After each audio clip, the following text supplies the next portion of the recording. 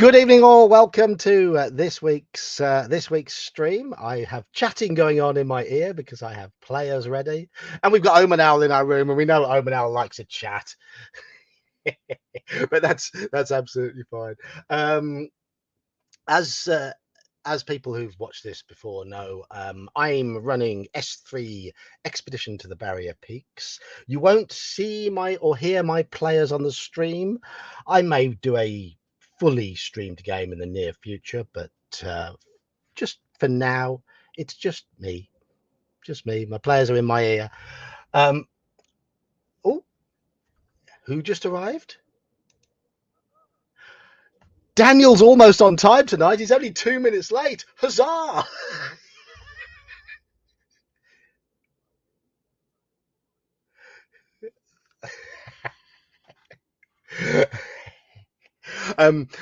We don't have an Iman playing tonight because he has been an absolute traitor and gone back to his previous commitment.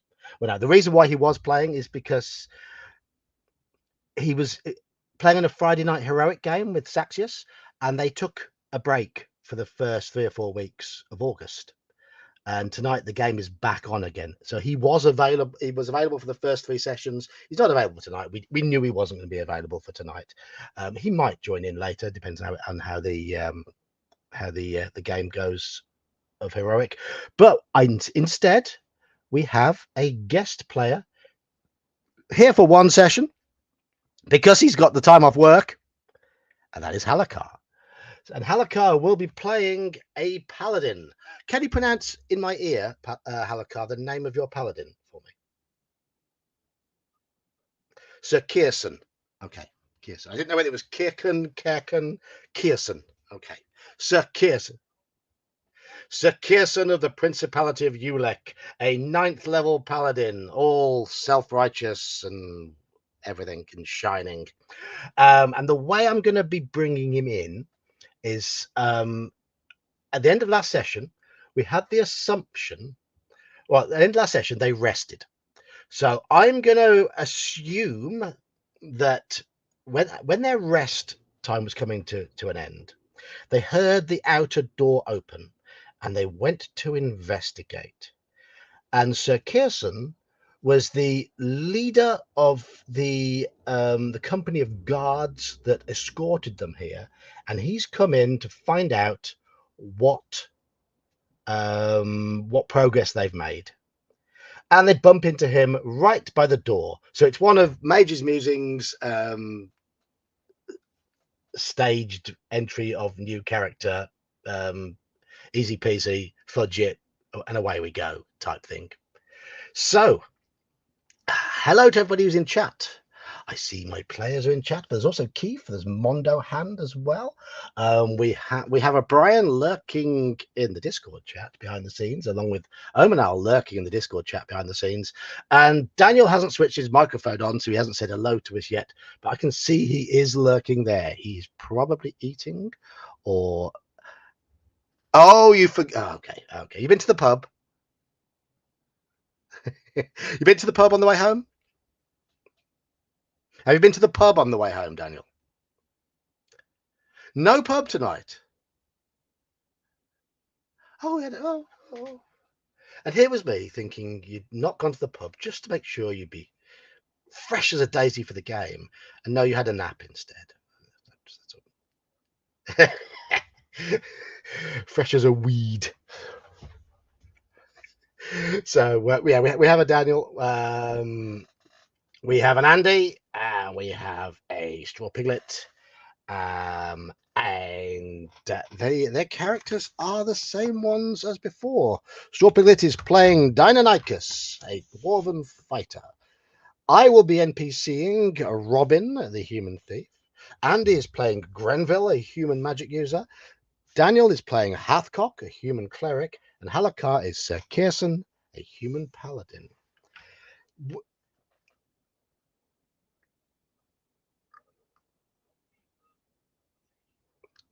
Right. And was it a strong one?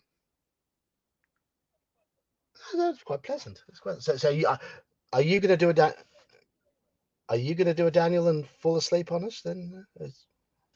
Already happened. Okay. So, oh, Brian, if you would like to play Robin, the character sheet is in the OSE, not the OSE chat, the Barrier Peaks chat. You'll find it in there, and you are more than welcome. More than welcome, Brian. So, and Robin has about 12 hit points left. Bear that in mind. You healed him enough for him to be able to walk. Basically, he nearly died. He did die. He died last session, and he got raised from the dead. So that's why you rested an extra day to get Robin back up again. So Brian, if you listen, just confirm to us that you can find the character sheet.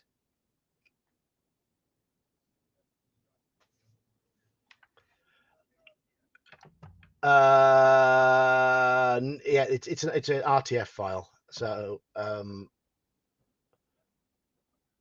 yeah,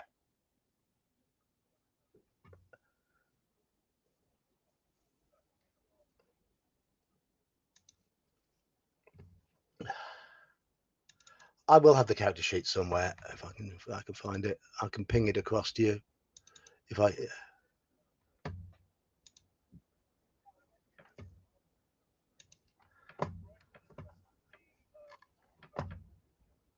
Which we're just hunting out the character sheets. Yeah, it is. It is.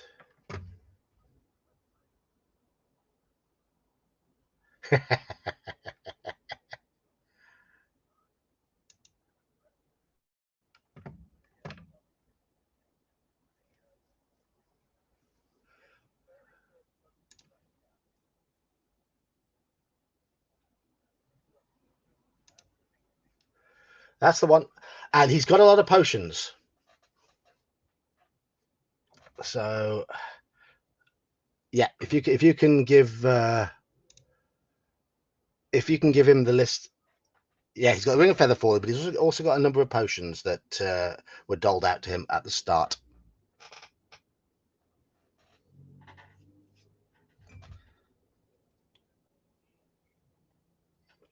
We're not playing on a VTT, it's just owlbear. We're using owlbear for dice.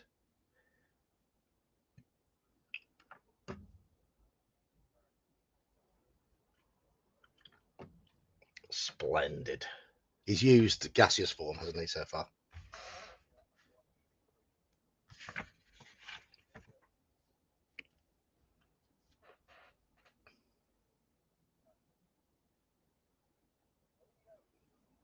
You have, yes, yes. Three magic balls from the golem, yes.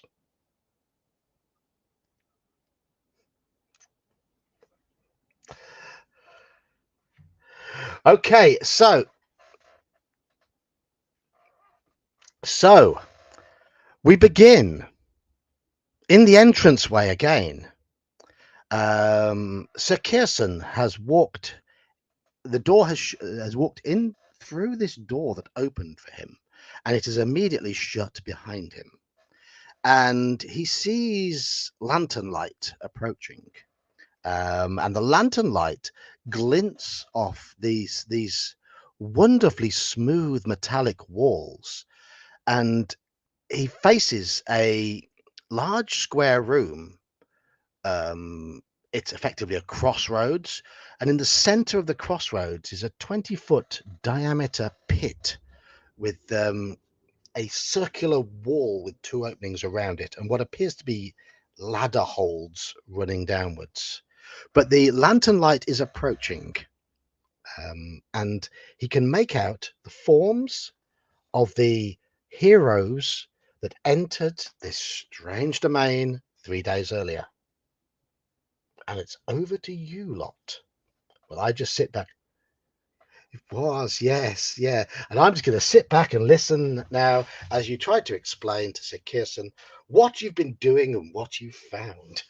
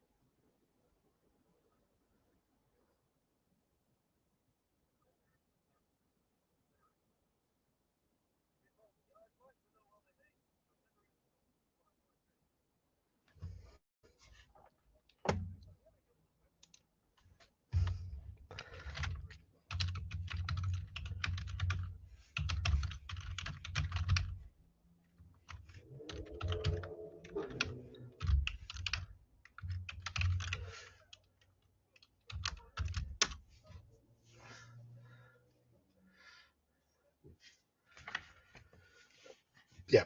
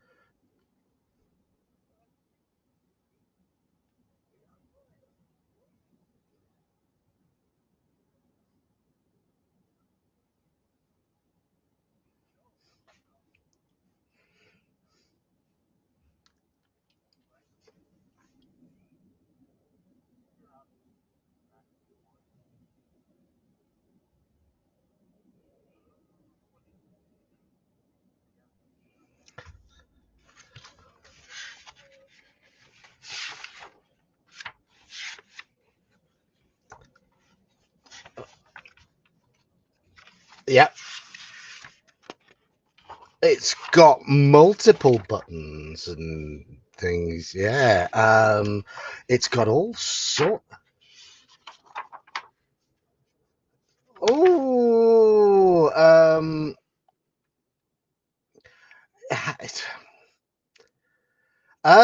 he gets a bonus for having a high intelligence, but he hasn't seen a successful operation of it, so no bonus from that. Yeah, you don't learn from that. So, are you going to try and use this wand?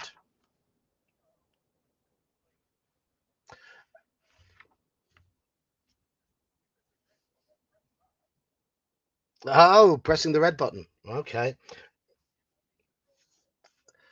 No, no, I want you to roll a d10.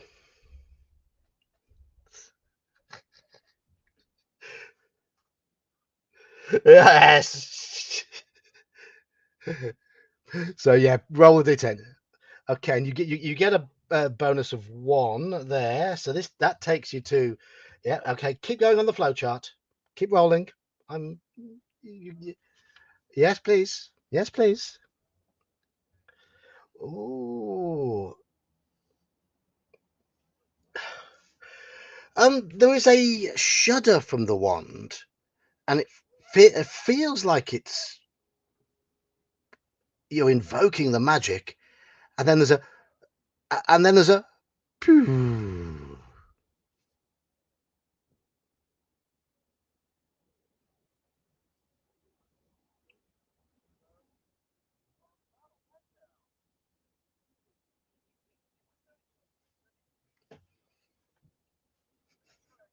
Try again. Okay, off you go. Yes, let's have another D10, please. Okay, brilliant, brilliant, brilliant. So yeah, a boom.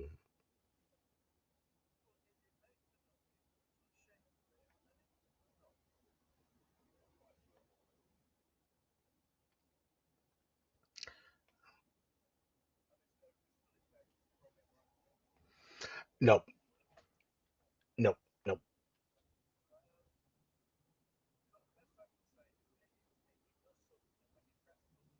Okay.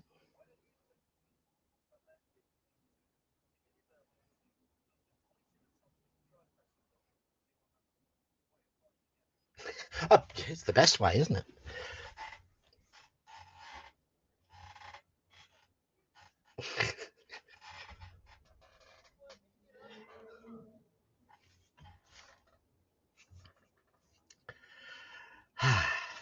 So,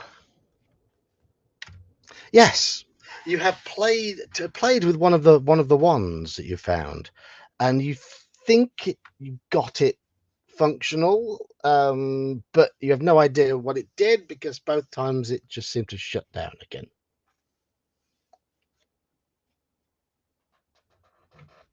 I think he's probably got both of them.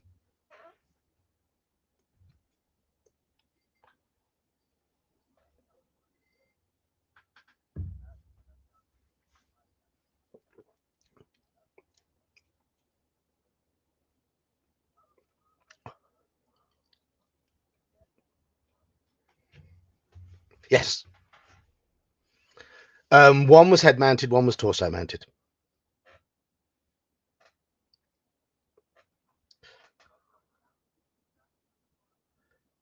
Yes, yes. That's not. You want to have a play with the head mounted one? Okay. Yeah, go on then. It does. Yes, yes.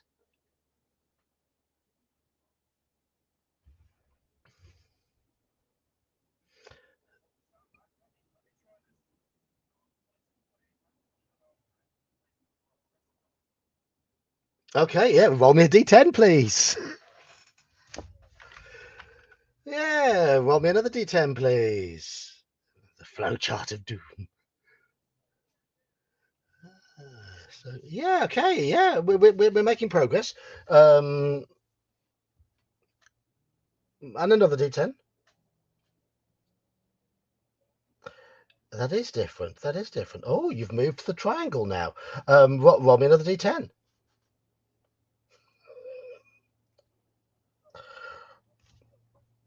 Okay. Okay. Okay. Um. Whoop, whoop, whoop, whoop, whoop, whoop, whoop, whoop, whoop, and it starts buzzing and fizzing, and you, yeah, you're there looking at this thing that's now glowing in your hands, unsure of which way it goes or what lines it up or anything. And I'd okay. Okay, you believe you're pointing it away from you. Yep, yep. Okay. Roll me. Yeah, roll me percentile dice, please.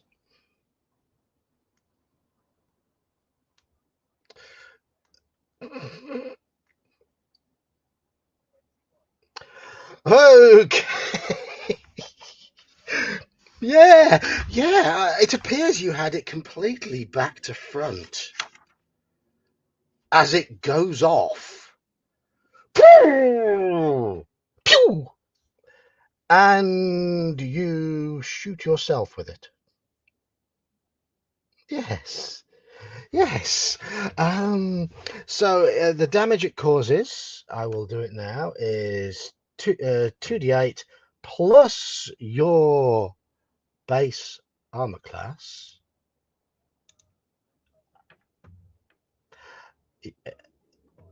It doesn't include dexterity, so it'll be 7. Here we go. So it causes 14 points of damage, and I'll have you roll this one now. Can you roll me percentile dice again, please?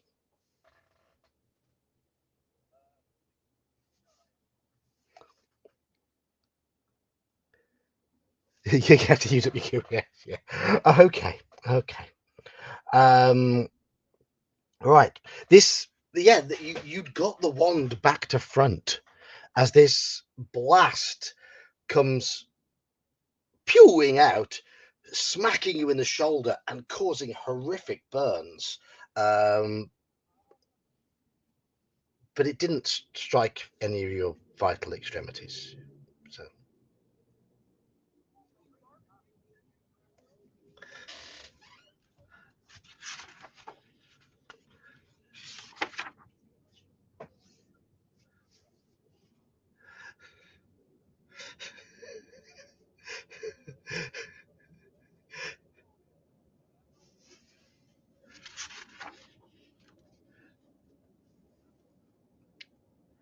oh, he knows what to press to switch it on, and he knows what way not to point it. So I'm going to say yes, yes, he can point it in the right direction now.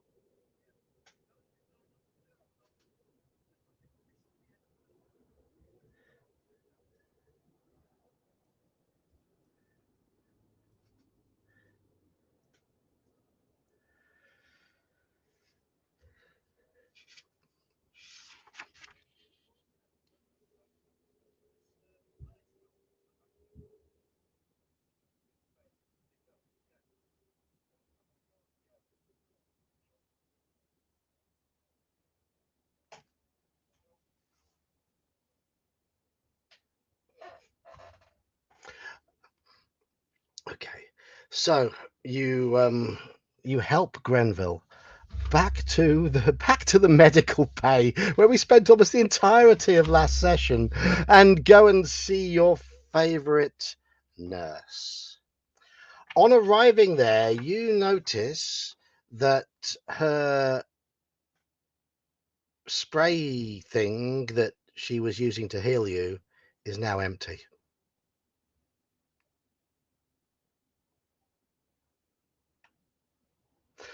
And she stands there. She looks at the spray thing and looks at you and shakes her head. Who do we?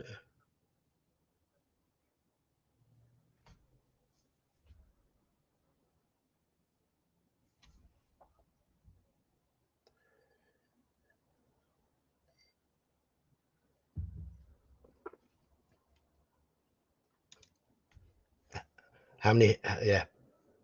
How many hit points are? So Robin's on about 12 hit points, I believe, after last session. How many's Grenville on? Okay.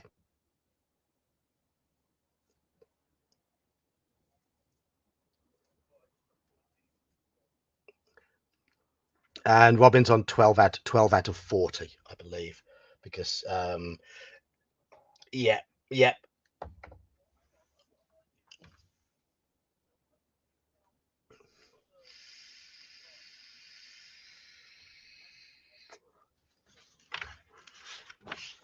Okay, yeah, yeah. It looks very similar.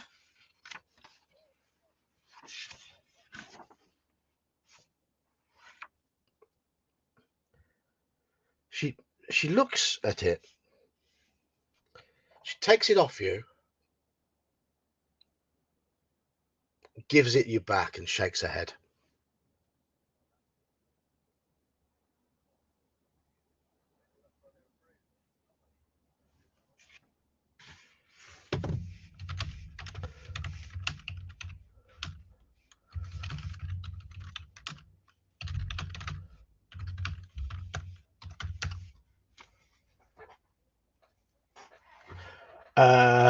Robin,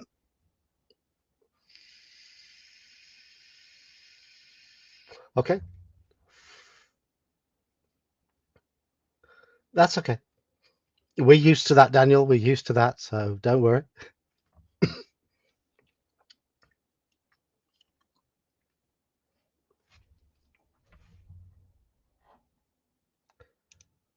So Robin recovers 14 hit points.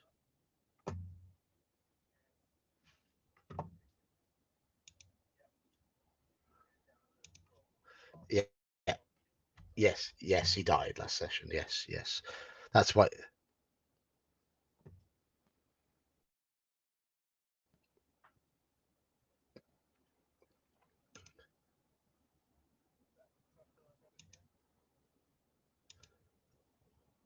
That's That's Grenville. Yeah.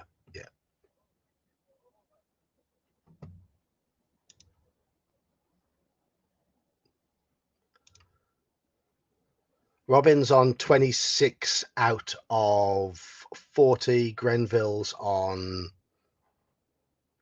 36 out of 40.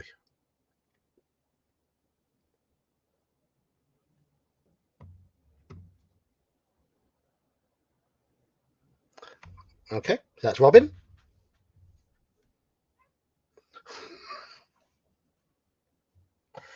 Robin recovers another 1 hit point.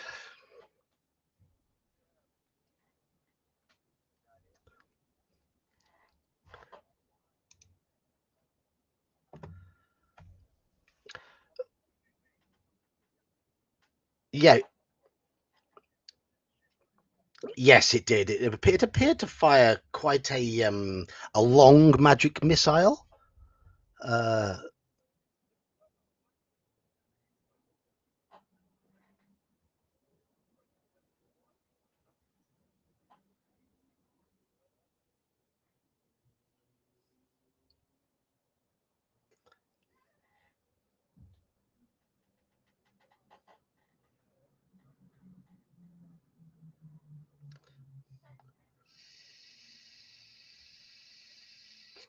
27 out of 40.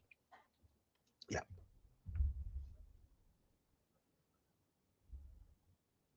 Uh, 3d8 plus something, I believe. Extra healing. Yeah. Yeah, an extra healing potion can either be drunk in 3 doses of 1d8 each, or one big dose of 3d8 plus 3.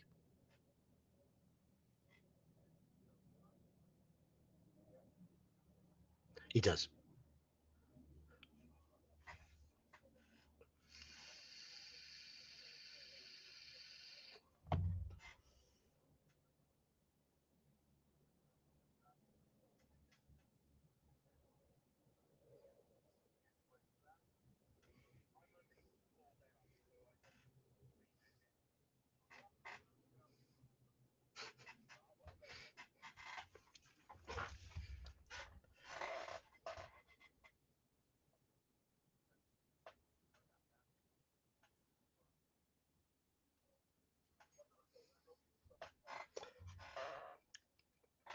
Just gonna let you know, when I typed in that quote, we need a long coil of rope and a heretic.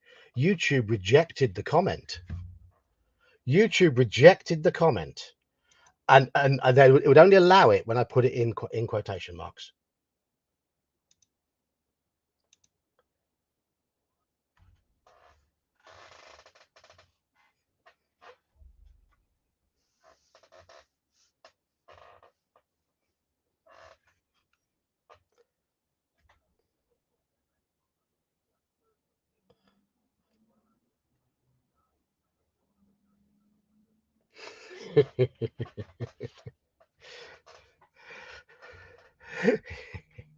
So you've split the potions out.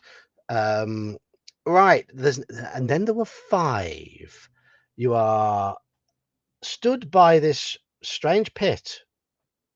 Um, do you need to see the image again? No, I'm going to show it to YouTube anyway.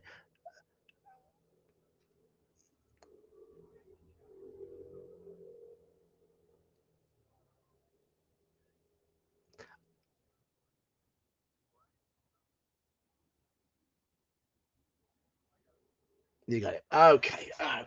Brilliant. Brilliant. So you've got the image. That's what you see at the moment. Um, it's a very familiar room to the four of you who first came in here. You seem to have spent quite a lot of time here. Um, I have put a map of what you've explored in the Discord as well, so you can refer to that if you wish. But it's on you. You've got 24 hours of game time left, or one session, 2.5 hours now.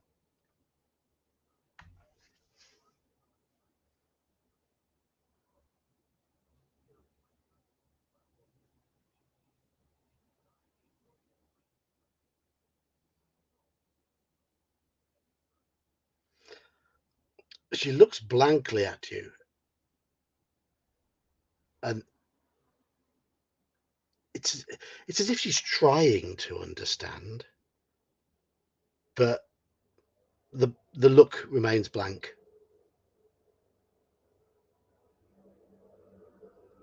No, no.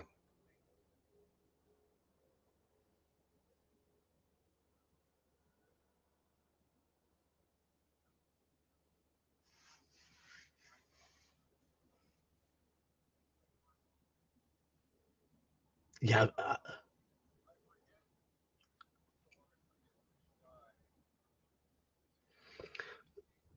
2d4 plus 2. 2d4 plus 2.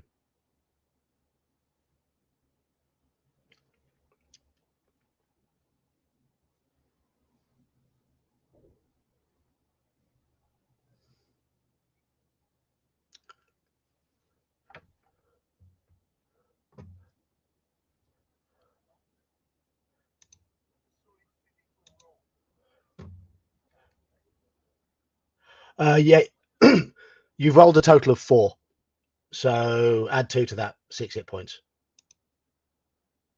I can see your roll. Yeah, yeah, I can see your roll.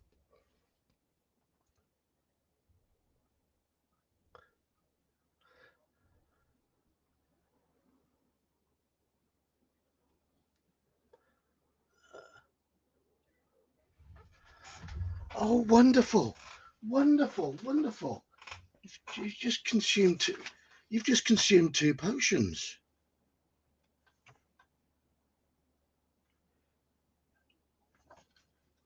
You do, yes, you do. You do. Yeah, yeah. Brian, can you roll percentile dice for me, please?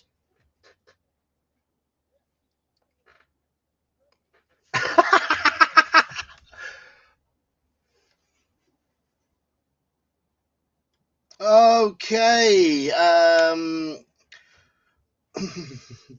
The 2 potions cancel each other out, and you get no effect from them whatsoever.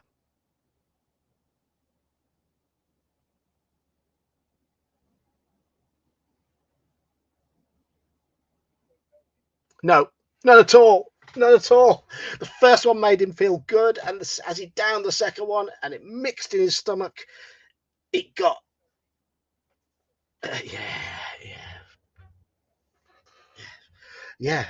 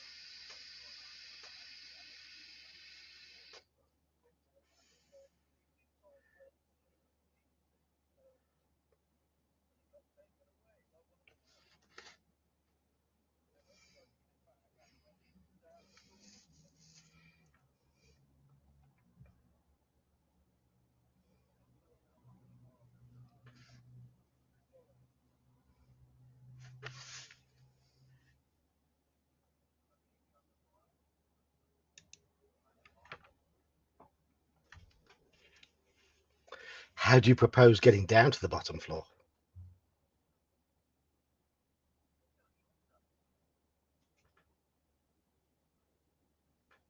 You want to use your ring of feather falling, do you?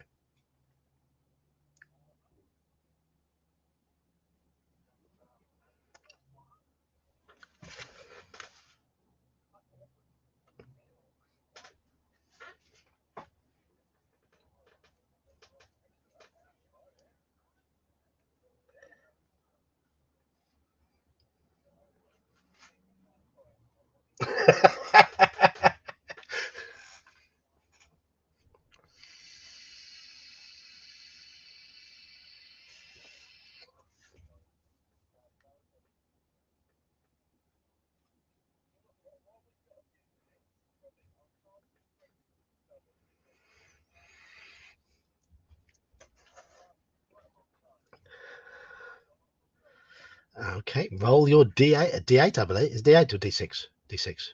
D8. 16. 16.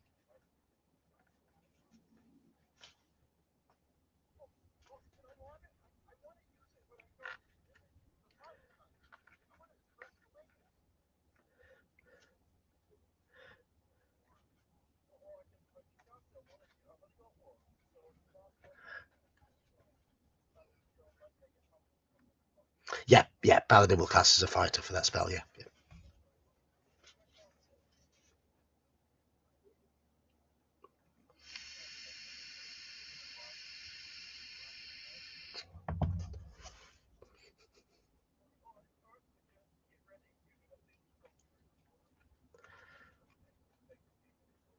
Yeah,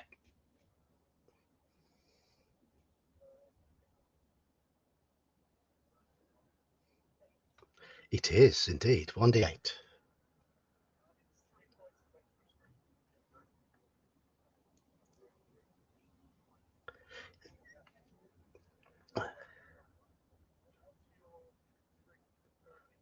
16. Yeah.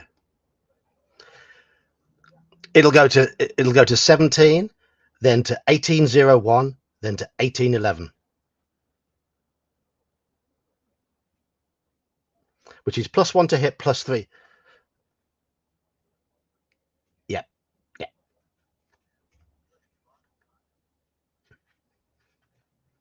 Some something you all note. Okay,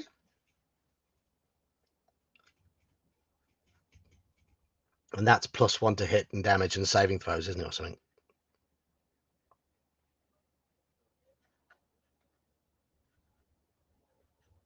Okay.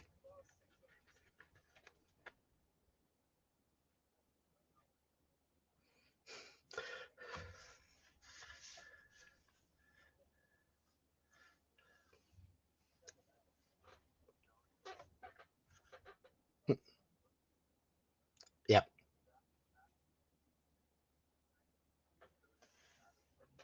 No, no, it's 2 swigs from the same potion. That's fine.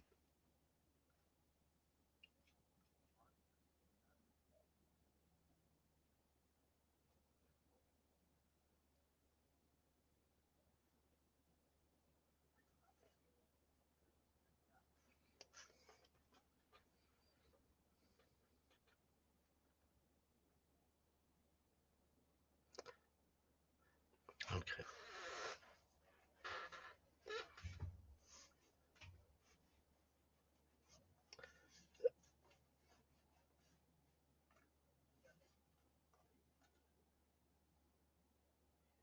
Yeah. Okay. So you're going to gulp down 2 doses of the potion of extra healing. Okay. Roll 2d8.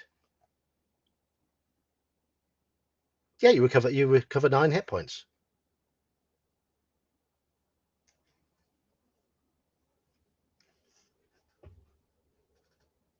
It makes you feel better.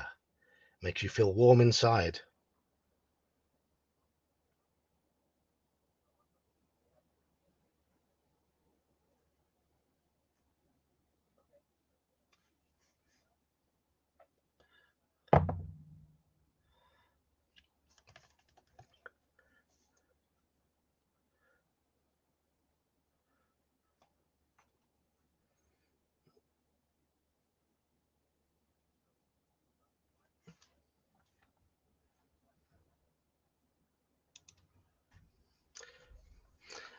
You have about 2 hours and 15 minutes left.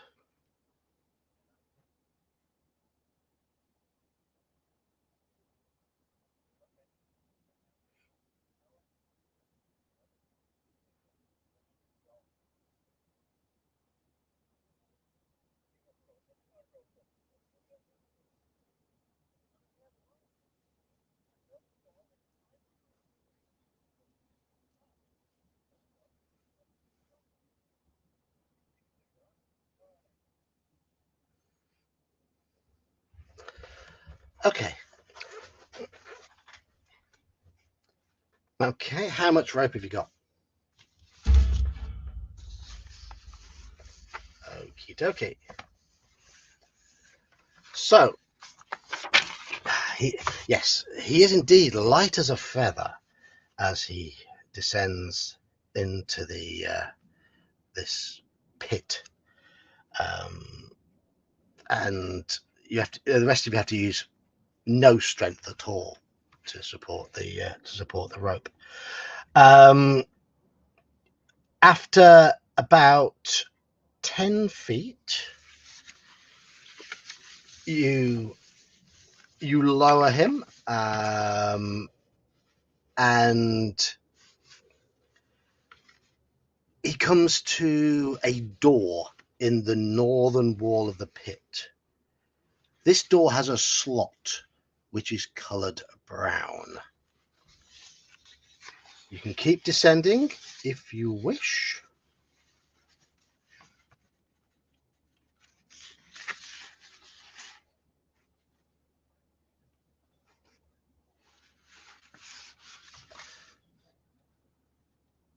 Okay. You've seen these slots before, and you had this purple gem that you inserted in these slots, which enabled some doors to open. But then one of the doors got greedy and swallowed your gem. You no longer have it.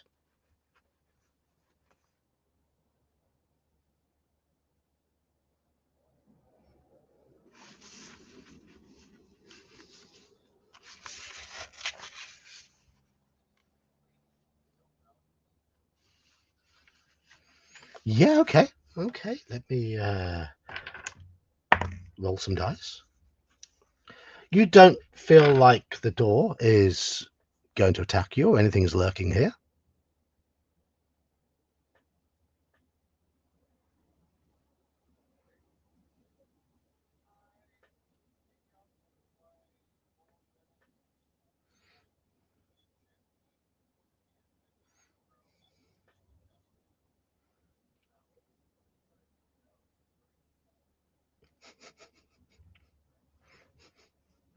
You tried it in order to get your gem back. Yeah, yeah.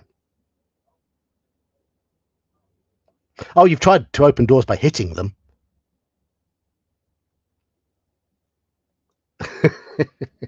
um, Waggling your thieves' tools around in the slot, you feel a grab inside the slot, followed by a whirring noise and a bit of a.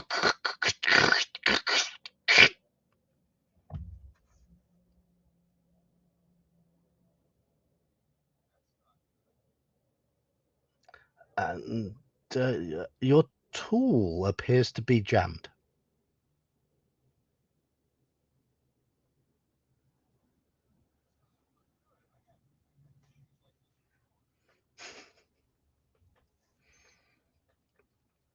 You felt like the slot was trying to pull your tool out of your hand. Sounds perverse.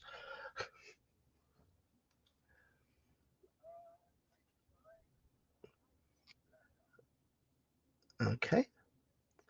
There is a bending noise.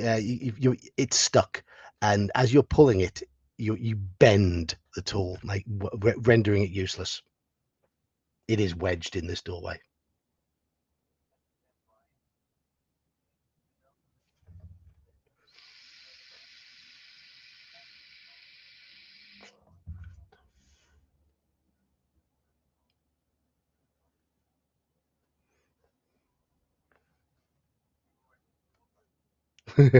Yes, you were. You were killed by one yesterday. You don't hear any whoop whooping at the moment.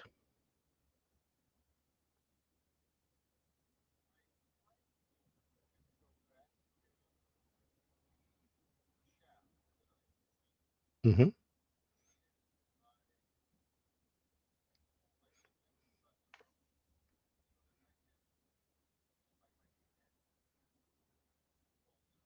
Okay.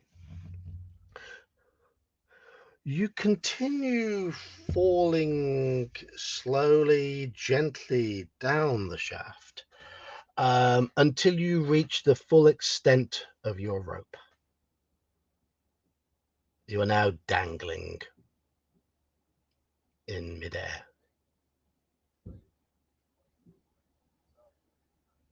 Okay.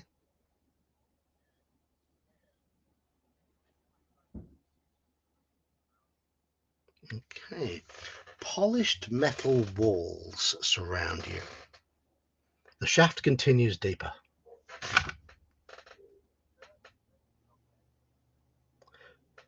Yes, there is.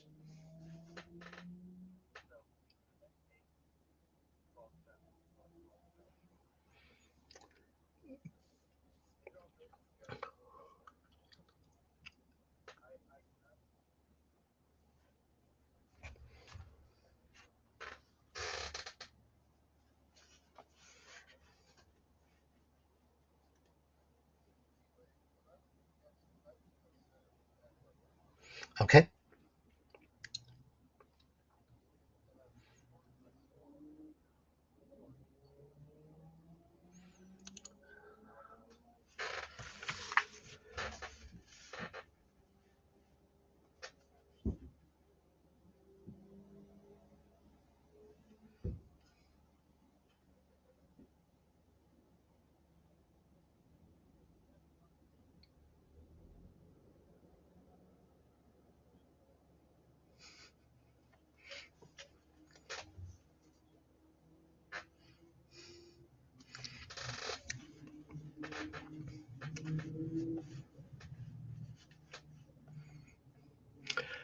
You won't get an opportunity to rest again. You won't get an opportunity to, there will be no more rests.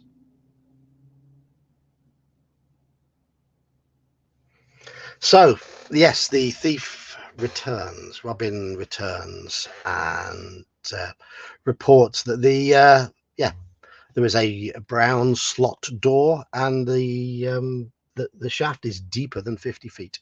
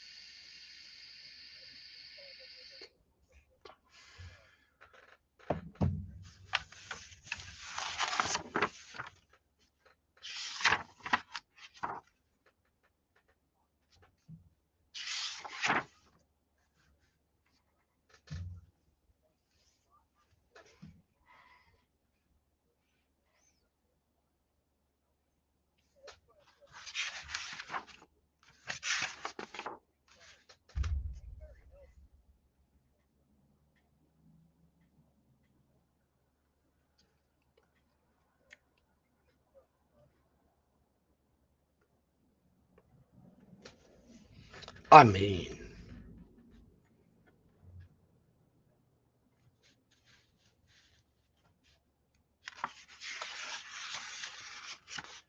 yeah, I think charisma is probably the best stat to consider. Okay, so you're heading back to the medical bay. She she looks at you sort of quizzically as you enter, and looks at her spray, and then shakes her head at you.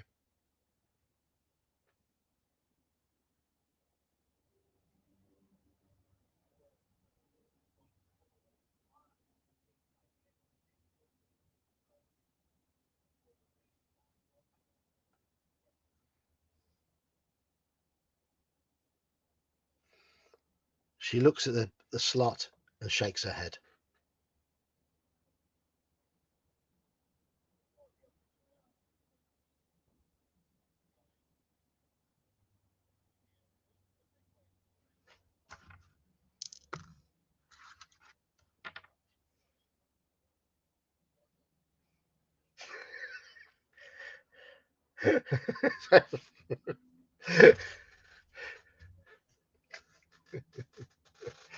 Oh,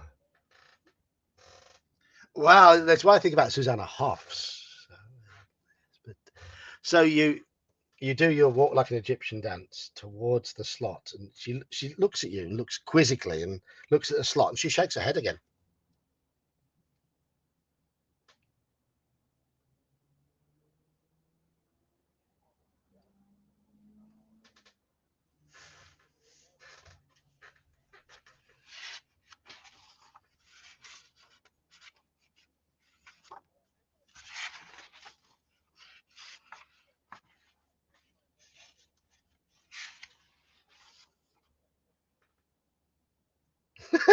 So you're doing that to the door, doing that to the door.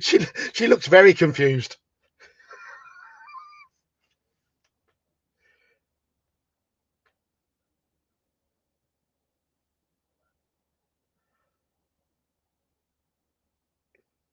There's a lot of very short lengths of that sort of innards.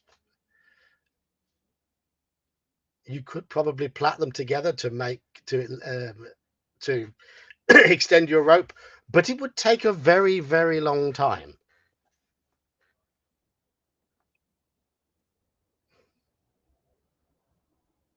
Hmm.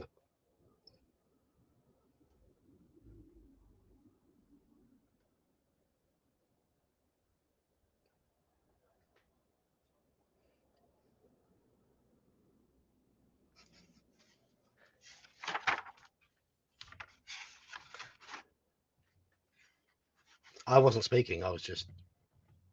I was, yeah, I was.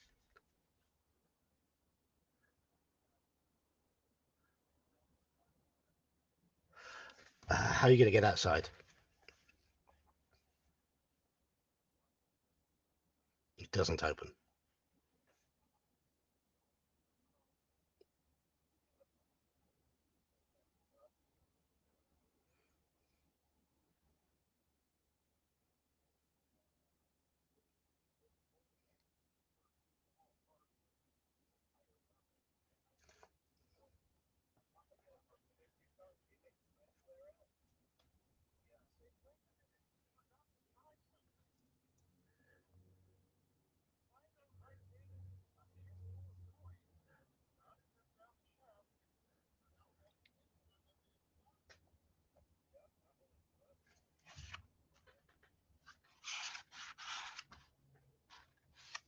There was a couple of.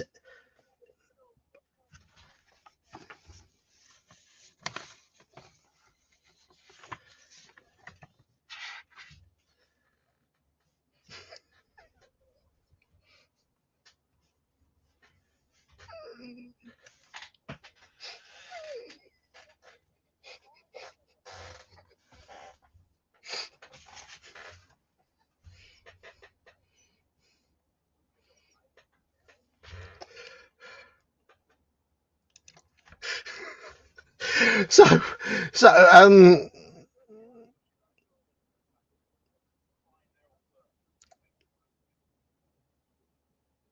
okay. So you're going to throw the corpse of the first um, police golem, guard golem you fought down the chute.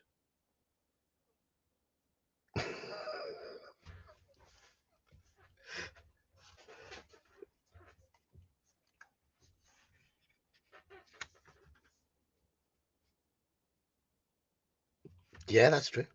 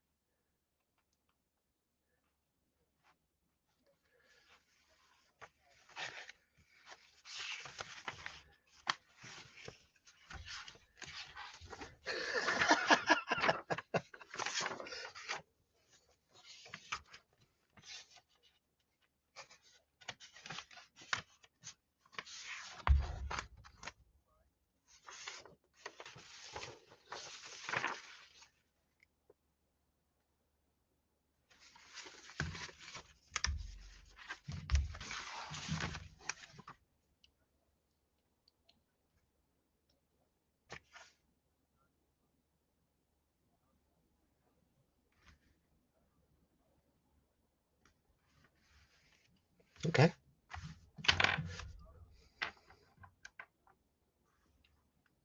It's a couple of seconds before it makes contact with anything.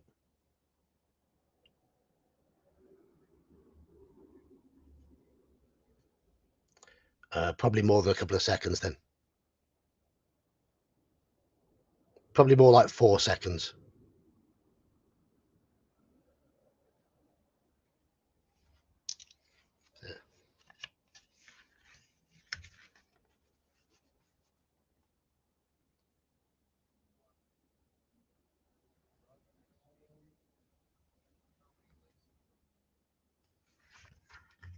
About 3.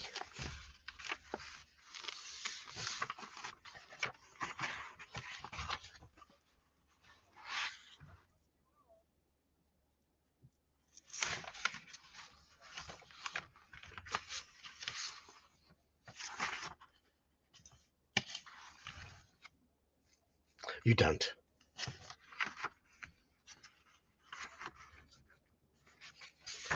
I mean, yes, you can search, but you find nothing apart from those handholds that are about 8 feet apart.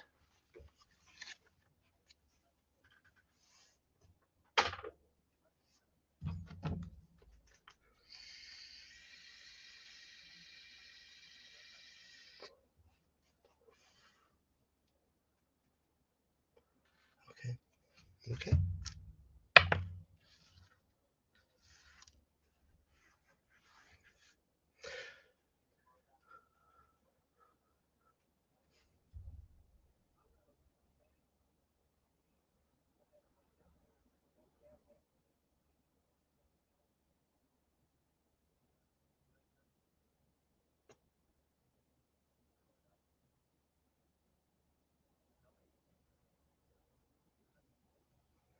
Roughly.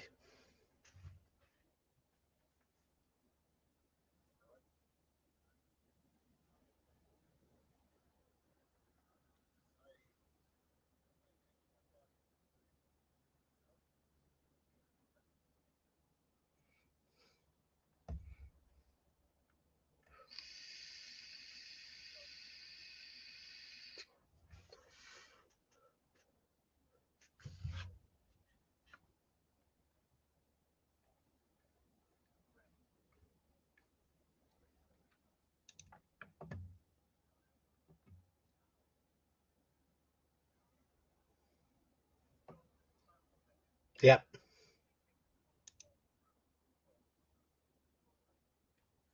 They they were the homes of the vegetable people.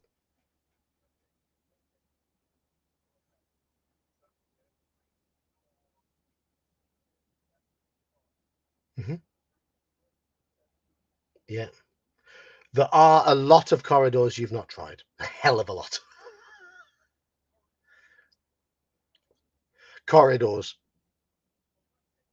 There's loads of them. Absolutely tons of them. Um, the map only. I mean, if you look at the map I posted. Uh, yeah. Those aren't the ends of all the corridors. Yeah.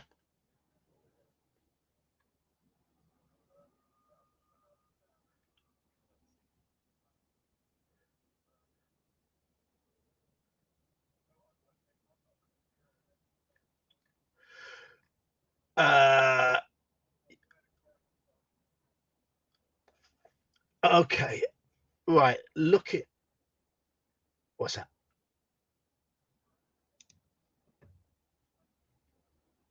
Yes. Yes, he was. Yeah. Probably. Probably. Just let me finish explaining with the map. The places you can't go through are only the solid walls.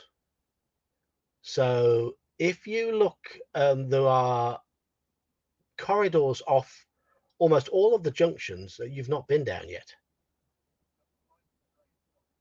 No, no, the light grey is just the outline of boxes that I used to blank the map out. No, not dead ends. They're not dead ends at all. There's a lot of exploration left on this level.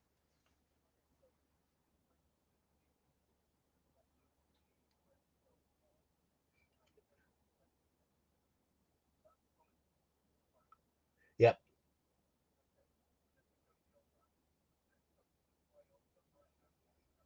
yep.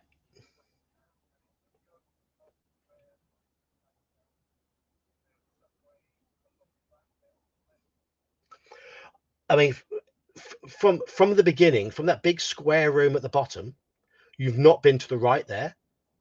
That's a corridor. Yeah, yeah,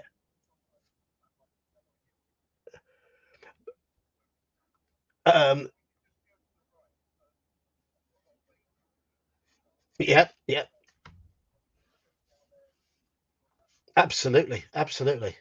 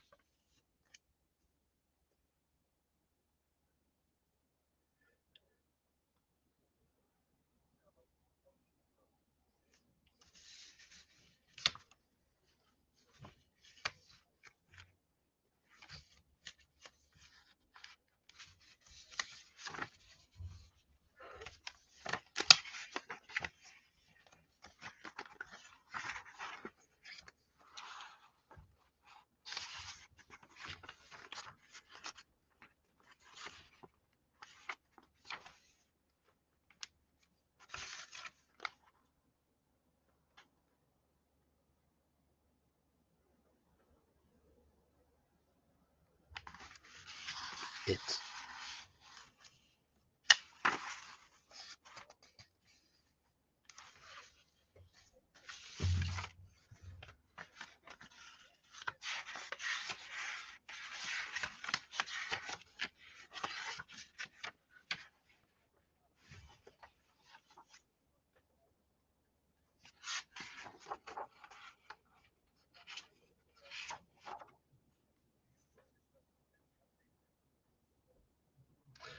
yeah. There's tons. There's tons of areas you've not been to.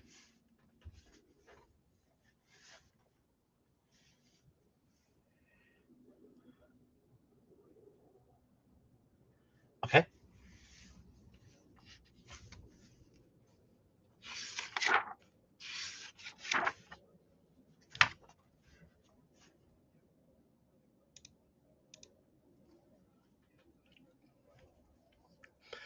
Okay, okay.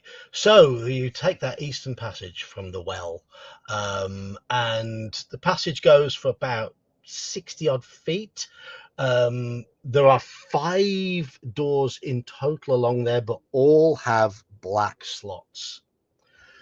Uh, um, it comes to it comes to a point where where the passage bends north, and there are a number of doors on the eastern wall here, also with black slots. But at this bend in the passage is what appears to be a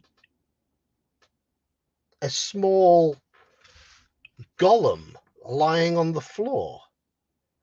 Uh, uh, um, Let me show you a picture. Let me get my pictures up.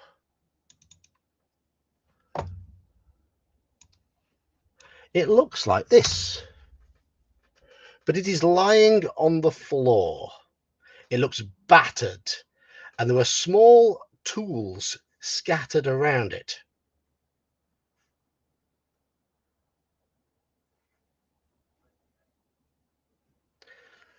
Yeah, I mean, you'd recognize a hammer, you'd recognize chisels, things like that. Yes.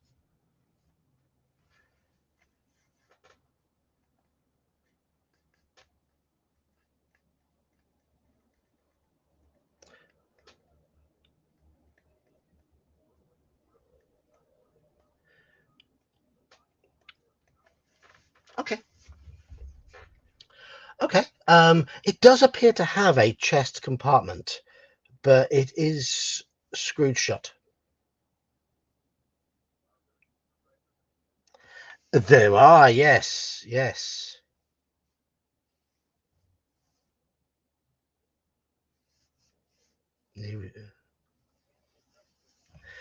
Okay, you remove its breastplate, and inside you see a what appears to be a like a chest compartment in this golem, and the compartment has a number of it has 4 silver balls pressed into it.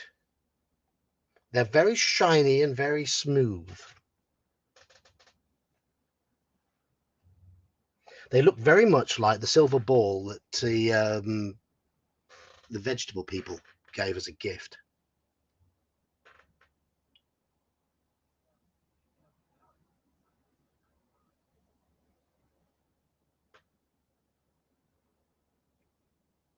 You would assume so, yes, yes.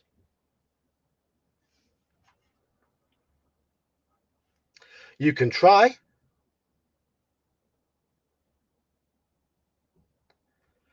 Okay, so you're trying to pry them out. Can you roll me a d6, please?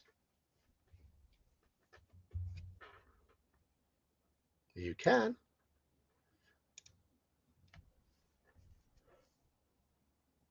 Yeah, you pry one out. It's very nice and shiny.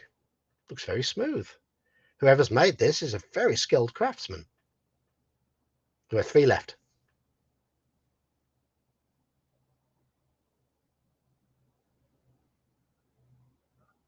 Go on then, roll another d6 for me, please. Yeah, yeah, you pry that one out as well. It pops out of the little stomach compartment of the column and into your hand, and again, it's very nice and shiny, very smooth. Yes. Okay. Shinies for the dwarf. Oh, oh, yes, they are. Yes, these are like the things you received as a gift from little vegetable people. This third one sticks a bit, and you're digging away with the tool, and there's a bzzzt, and you get shocked for 1 point of damage, but it pops out.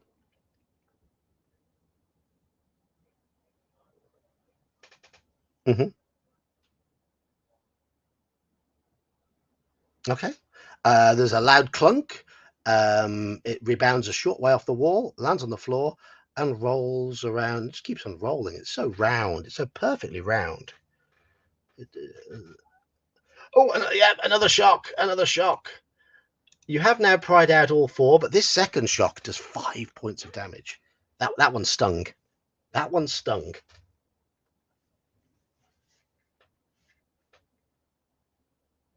There are no more of these little silver balls in this compartment.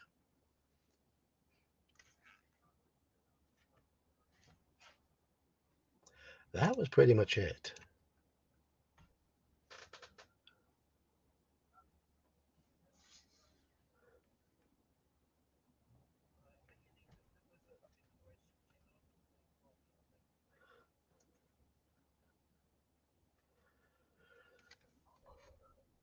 About the size of a thumbnail.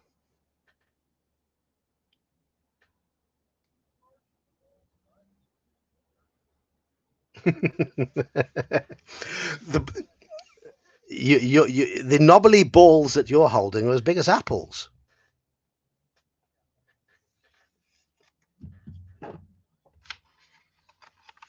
You have indeed. Probably.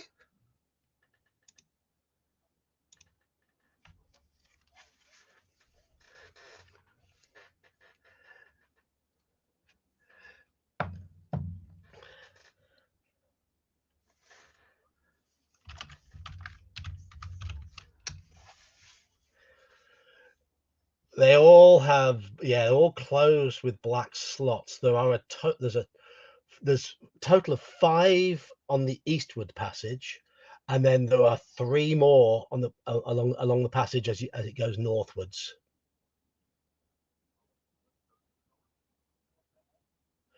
Okay. The hallway goes for about 40 feet before bending east again. Um, in the western wall, there's another door which doesn't have a slot.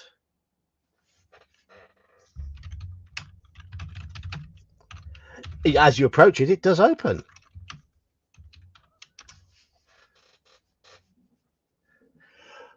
This opens into another of the general purpose rooms that looks like they've been looted. There are there's various pieces of strange white construction material scattered around. There's a cabinet that's been turned upside down, that's made of metal, and there are some dry bones of what appear to be unfortunate humans scattered around on the floor. There's a thick layer of dust on this room as well.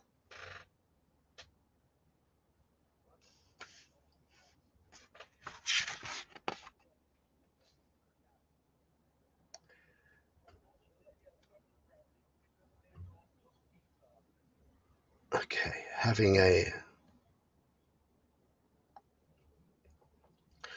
okay. So having a good old dig around, um, it all looks like junk. This room, there's anything that may have been valuable, shiny, not tied down, appears to have been taken.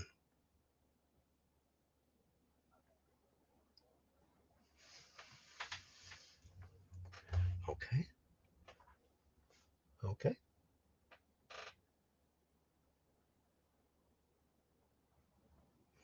You you hope that whatever place they're in now is a peaceful one, and Heronius will look after their souls. If indeed they had souls, you do not know.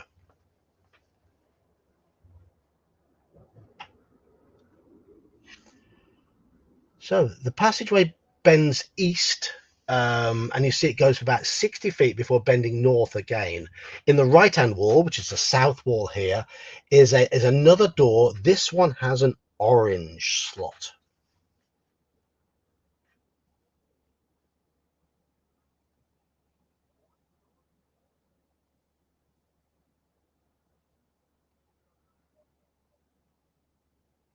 Grey.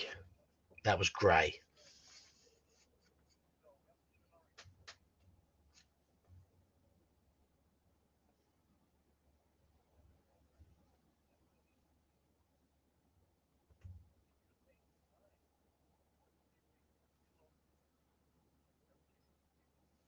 It doesn't open. It doesn't open.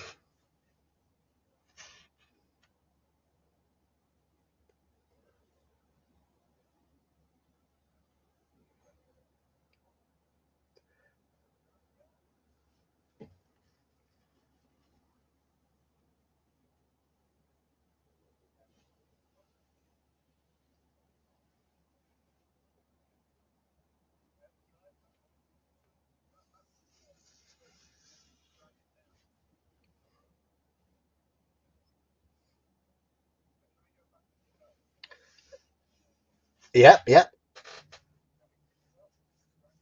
You can drag it. You can't lift it, but you can drag it. Okay, so you push the broken golem to the door. Um, yeah, there's a golem propped up at the bottom of this orange slotted door.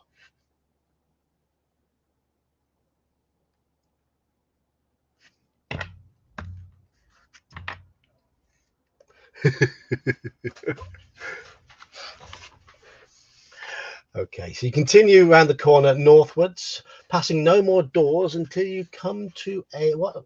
It's like a slightly offset crossroads. Um, it's all the passages here are 10 feet wide. And it is a crossroads, so it's north, south, east, and west. You've approached from the south, and hello, Dr. Flamingo.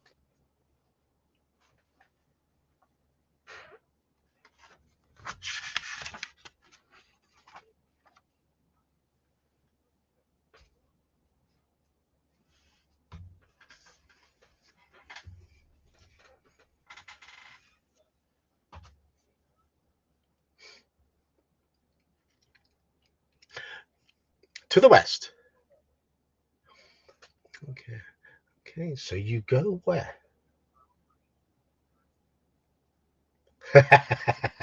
It doesn't look like any snakes have been here for a long, long time, if at all, if ever. So heading west, I mean, again, this is the first time the paladin has seen such workmanship in terms of quality of the walls. Um, and the party has probably mentioned the fact that they believe this place has been made by giant dwarfs. And you would.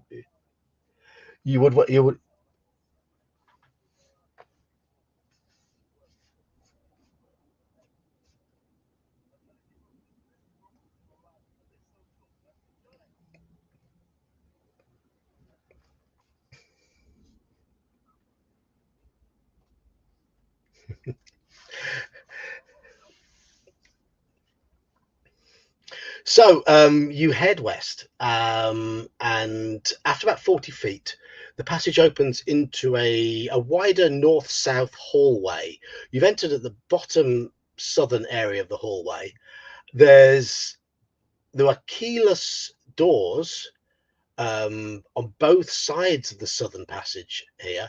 But if you go up a little bit, north a little bit, you can see there's another keyless door to the east, a double keyless door to the north, and the passageway continues west. So basically, you've got four keyless doors, one of which is a double door, and the passageway does continue westwards.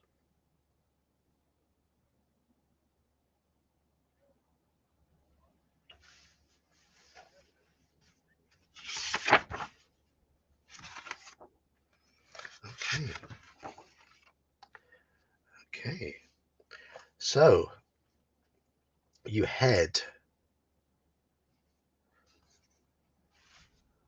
you head north, and it opens into a long, thin room. You're in the westernmost portion of it.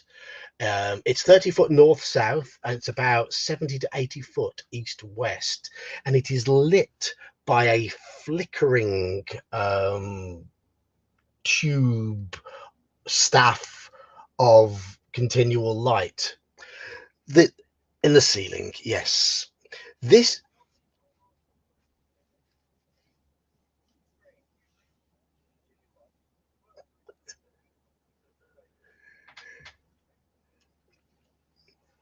in the center of this room is this long table, about 60 foot in length, with curved chairs pulled up to it. There are dozens of skeletons sat in the chairs, still in the positions where they died. There are numerous hatches along the walls, but these appear to be bent, and in some of the cases, the hatches have been opened, and it looks like the innards of the golem hanging out.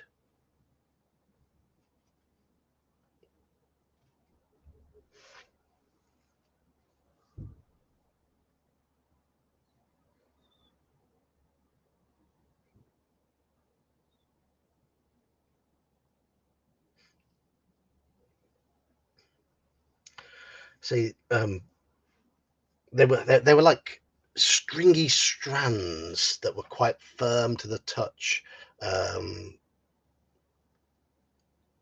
very tough, and they were buzzing and fizzing. Um, but these ones are coming out of hatches in the walls here, and they're not buzzing and fizzing. In fact, they look a little bit They look a little bit rusted at the end.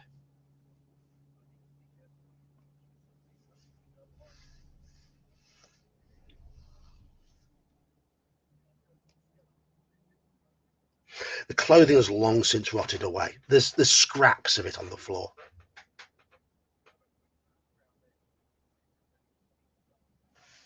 There are none.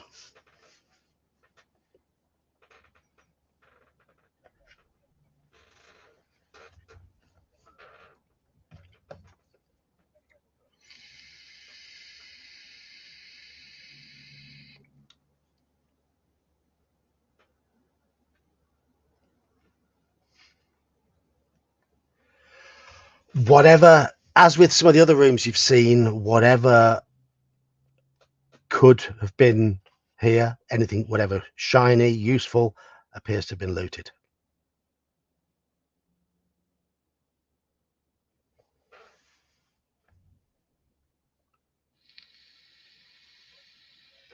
There are not here, no.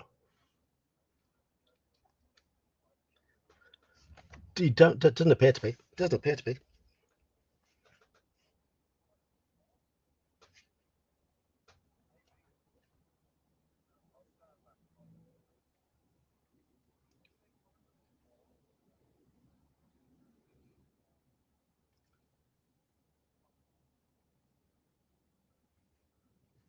It's not a creature here. These are panels in the wall.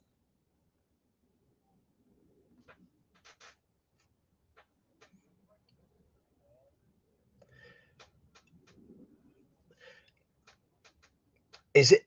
Is it? Is this the apple-sized ball?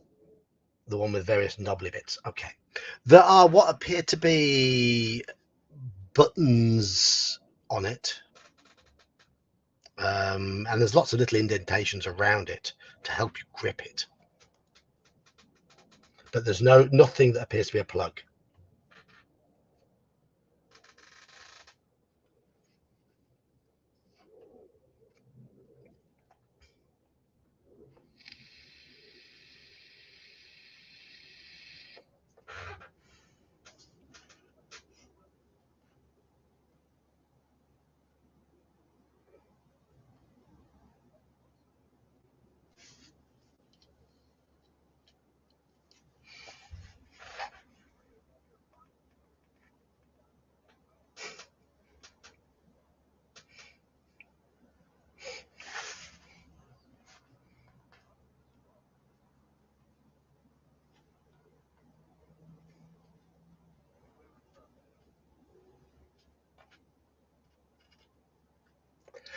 You cast Find Traps. Okay. Lasts a little while, doesn't it? Find Traps. Nothing in this room illuminates. Let's just check the duration, see how long it lasts for. I've got my player's handbook open. I'm on the page. 3 turns, 30 minutes.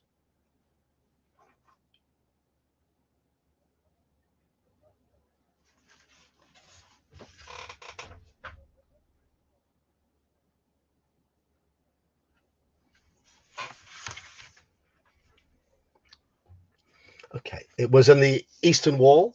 And this door opens for you, and you've seen a room a bit like this before. It's got a number of torn chairs, small tables which have been broken and overturned. There's bones and skulls. There's the ashes where it looks like a fire may have been lit at some point. And the furniture is just sort of is in piles, torn and ripped, and the whatever was used to stuff the furniture is sort of hanging all is littering the floor.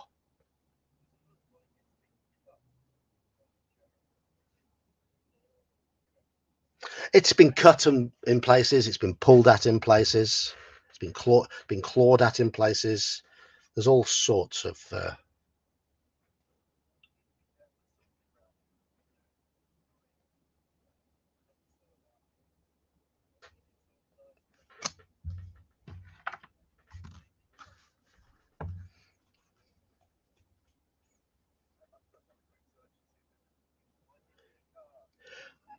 okay. You're going to have a search of the room. Okay.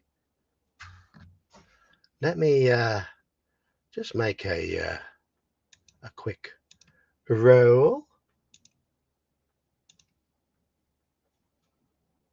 Okay.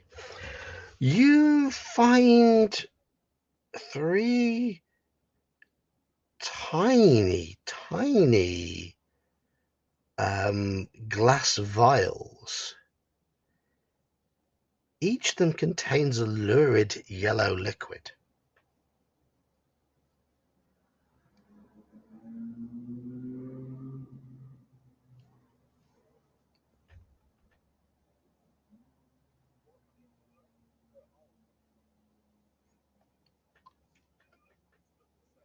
Yes, identical in all three. Each one is probably half an inch in length and very slender.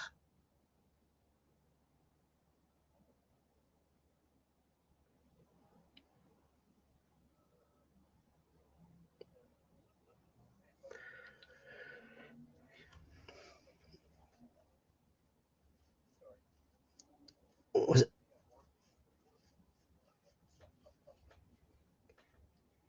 Yeah, probably, yes. That does the same trick, yes.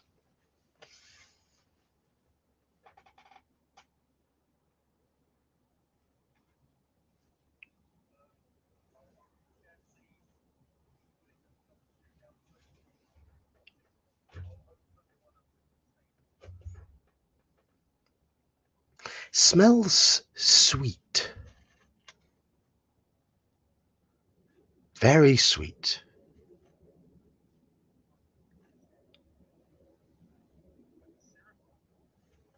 Yeah, it's got a syrupy texture to it. Yeah, consistency. That's the word I was looking for. Yes.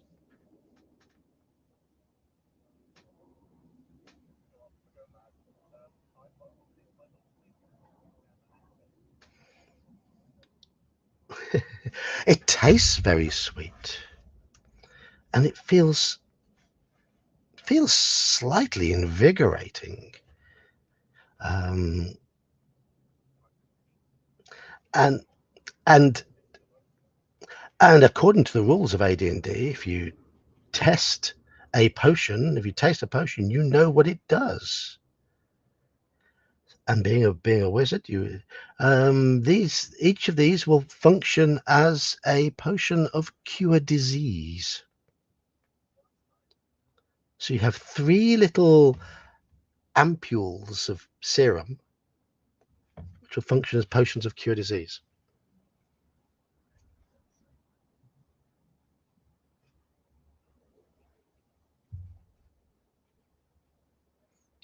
Okay.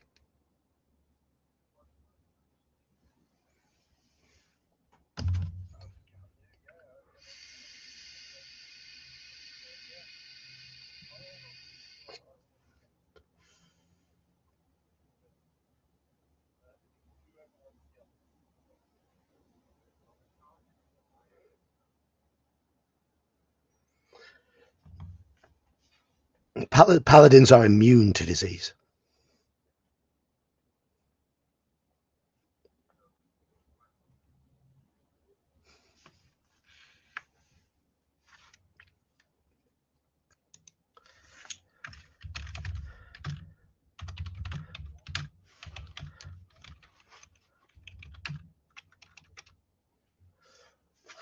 Okay. The next, going round in a circle, the next door that opens into a very dimly lit room. You've seen a room like this before, and you would recognize it as being a dining room. It's got more of those strange white um, utensils,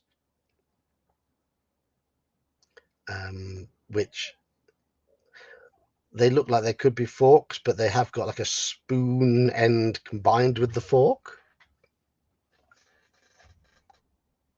And as well as a number of metal cabinets with writing on them and pictures on them. The writing is in a language that none of you have ever seen before, but there are various buttons on these cabinets.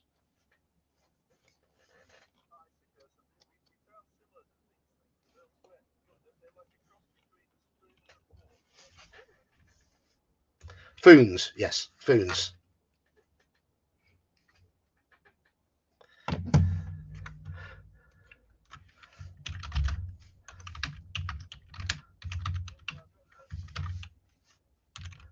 Okay. Okay.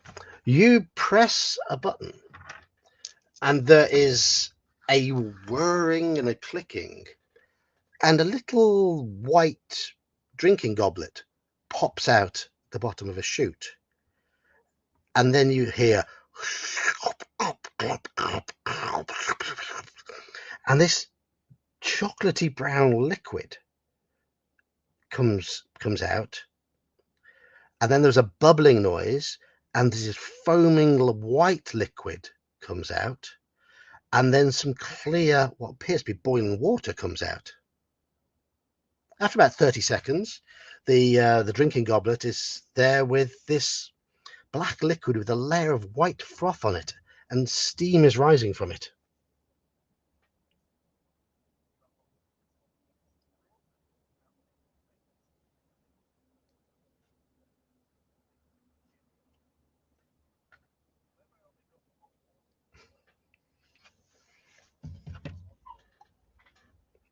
It's very bitter. It's a little bit. It's got a little creaminess to it, and it's very hot. After a few seconds, you feel quite alert.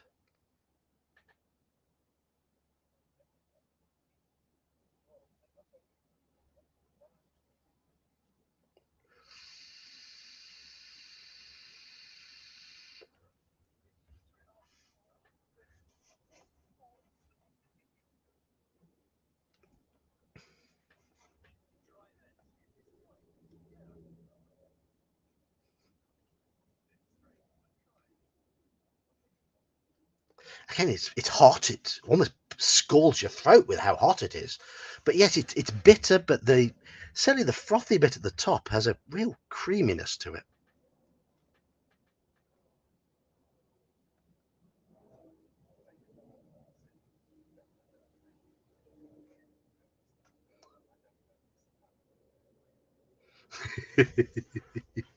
And the smell is quite robust.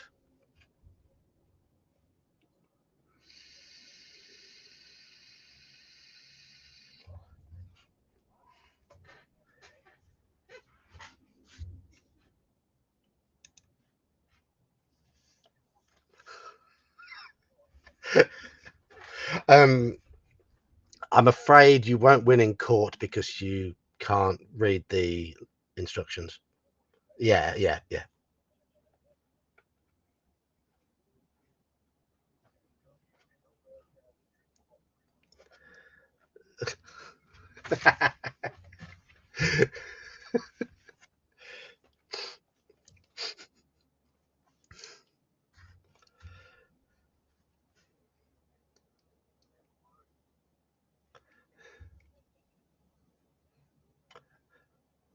The paladin missed out on being a bard by 1 point on the stat.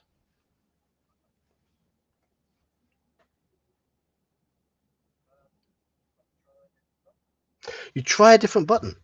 Okay. Again, another goblet is dropped down, and there's a. And this time it's a paler brown liquid that descends, and there's a lot more of the white frothy stuff that tops up the goblet. And then right at the end, there's a little dusting of brown powder.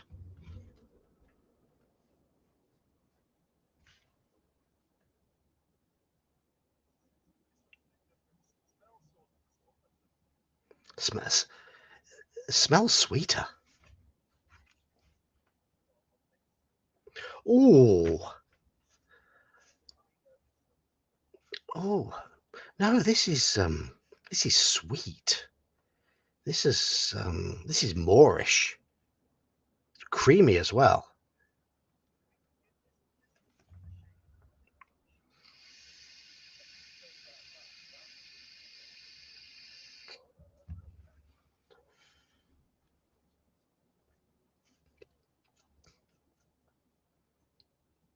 But this, yeah.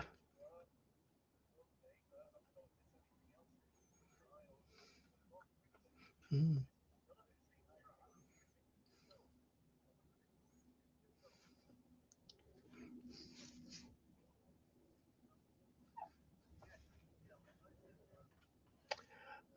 Okay. Uh, take the goblets with you. Yes, yeah. The drinks they're cooling a little, but they're still warm. They're hot. They're hot to hold. But yeah, you're balancing them very carefully as you're walking. And yeah, you go through the door, which is pretty much opposite. And this is a brightly lit dining area. There are yet more of the white utensils made of this light, very light substance, and there are more of these machines dotted around.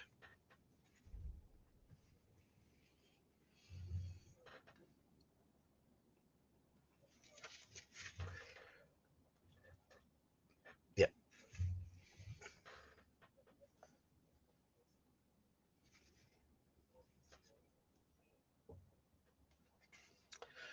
there are skeletons. Bits of them are scattered around, um, but it does look like, again, things that have been easy to grab have been looted.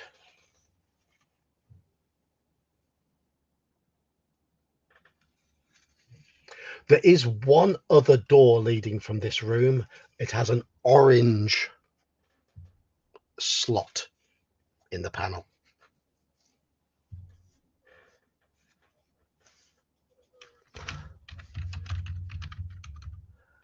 Nothing. Nothing.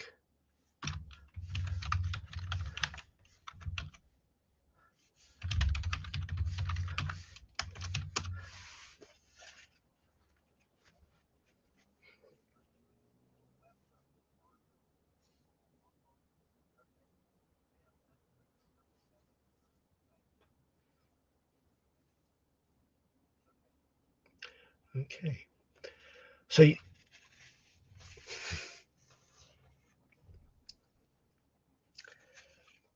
there's also the east passage from the slightly offset crossroads as well. Uh, yeah, yeah. So yeah, looking west, there are a number of black paneled doors along the northern wall of this passage off to the west, and there is a passage off to the south halfway down before, yes, it does rejoin that main central hallway that you've been up and down numerous times. The passage that goes off to the south ends in an orange slotted door, and there are a number of black slotted doors on the western side. So yes, as you thought, it rejoins the area where you've got your friendly vegetable people.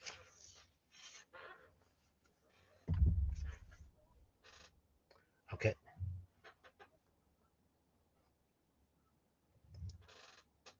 Okay.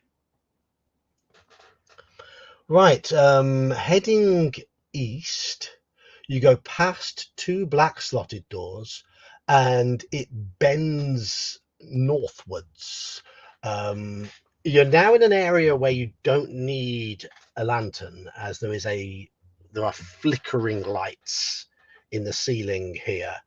Um, the flickering lights illuminate a long 20-foot wide and very straight corridor that ends in another of the 60 by 60 square chambers, and in the center of it is another of those circular pits. There are a number of doors either side of this corridor. Some are open and some are closed, and those that are closed have either orange or yellow slots in them. You're able to see straight into the ones that are open to see that they are basically more of the nondescript rooms full of looted junk. There are flickering lights in some of them. There are more skeletons about. But it is there is another of those pit tubes.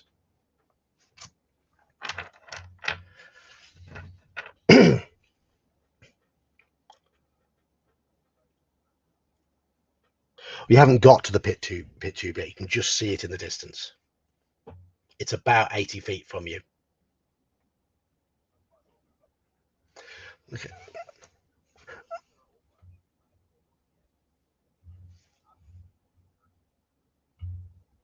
You've seen a number of these rooms before. I mean, there's 5 of them, 6 of them open doorways with just junk, basic living quarters that have been ransacked. As you're approaching the tube, something black slips behind it. Something black slips behind it.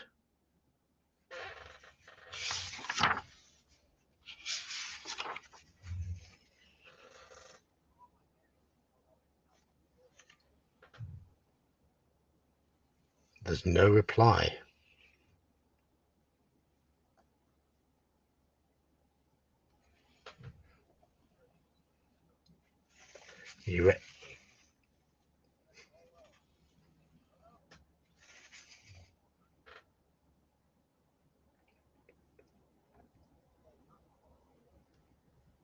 There is no reply.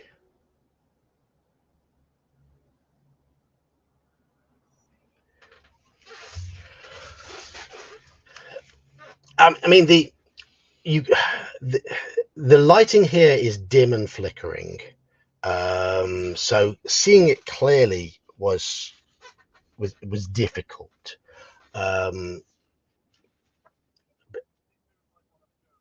No, more and more. It was more animalistic. You can't at the moment.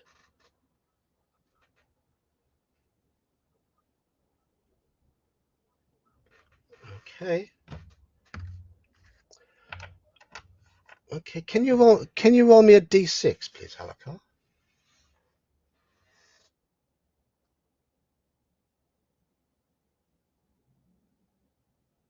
Oh, okay, okay.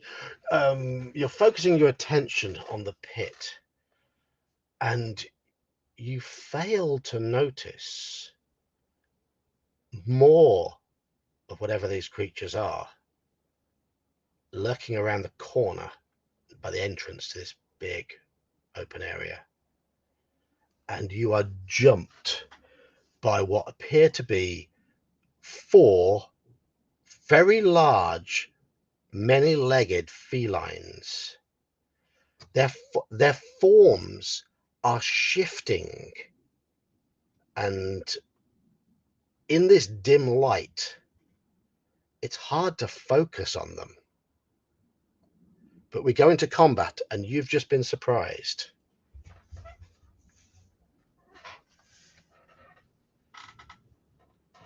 Okay. Just getting my monster manual.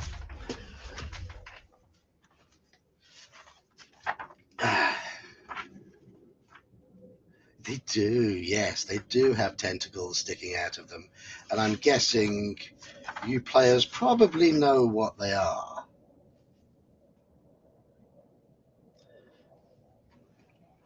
Yeah, if you pass a 4d6 intelligence check, and you'll know what they are.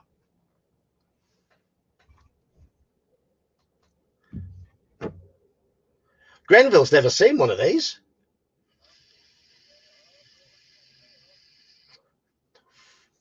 You can all roll this intelligence check if you want.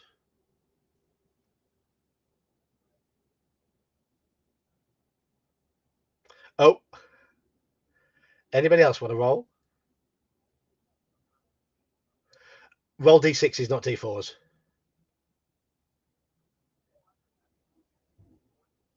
4d6s, yeah, equal to or less than your intelligence.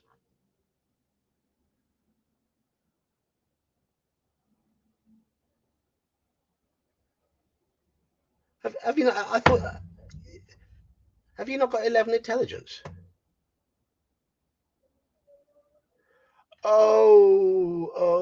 Did any? You, ah, Robin, you've seen Displacer Beasts before. You've encountered these before. They don't stand still. They don't stand still. That's what you would know. But 4 of them have got the jump on.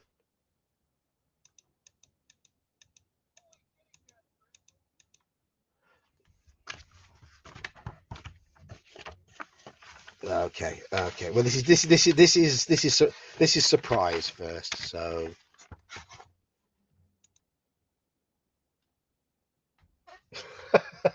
right. Okay. Each of them gets 2 attacks.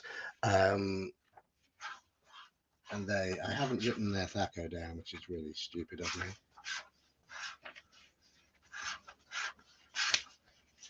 Yeah, everyone knows what they've got. Okay, so your AC 0. You have no dexterity bonus anyway. So how many? 1, 2, 3 hits. Lashing with tentacles, I believe. Yes, they lash out with their tentacles, and the rough edges of the tentacles, cut into the unwary paladin for 6 points. Sorry, 11 points of damage. Okay, shall we? Any declarations now? The paladin is in combat with 4 of them. The rest of you are a little bit back from the paladin. Anybody casting spells?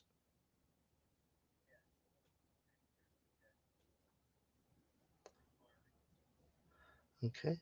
Are you casting a spell, Dan? Prayer. Okay, you're casting prayer. Um, yeah, and they're a -1. Yeah. Okay. I'm assuming the paladin is embroiled in the fight. Straw, what? You'll be charging in. Okie dokie. Let's roll for initiative then, shall we, please? Okie dokie. I've rolled 5. Okay. Uh, at this point, I'm guessing you probably worry as the 5th one that was hiding behind the chute emerges, and this round 5 of them will attack the paladin.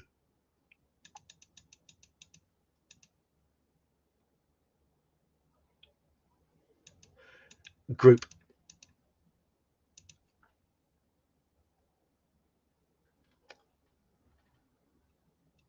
There's 4 hits there.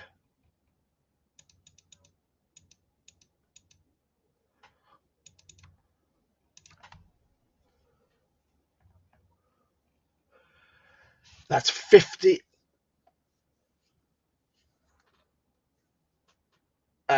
None of them would have missed with a -1. So 4 of the tentacles. Sorry. Yeah. Still, it's rolling fairly low on damage. It's 15 points of damage from that 6d4, 8d4. Sorry. So it's rolling fairly low on damage. So yes, they slash with their tentacles. Now 5 of them surrounding the paladin, but you now get to act.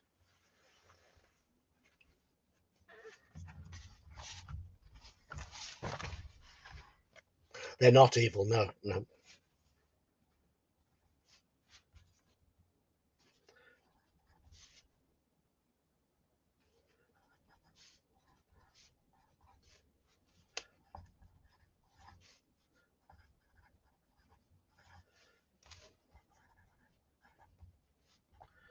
You can take 2 swings. Actually, you should have gone first because you get 2 attacks in this first round. Yeah, that's me cocking up.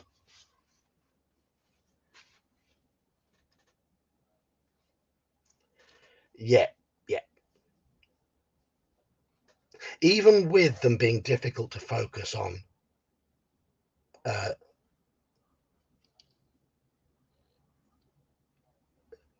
Yeah, both of those have hit. It's a prayer. It's a prayer spell that's going.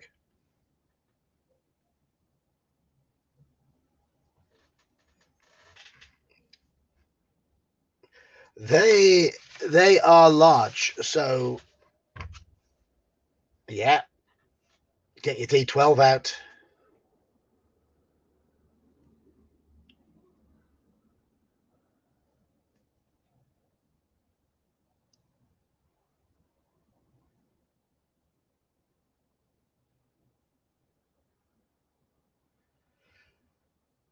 No. So you do 25 points of damage with 2 mighty cuts of your sword and slay the creature that's directly in front of you immediately. Let's have missile fire from the thief.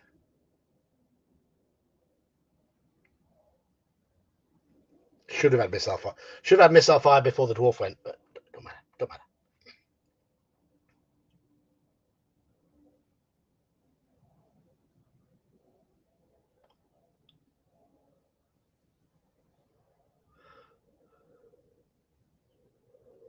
Yeah, you got 1 selected now. Okay. Oh yes, there we go. So sling bullet, D6 plus 1.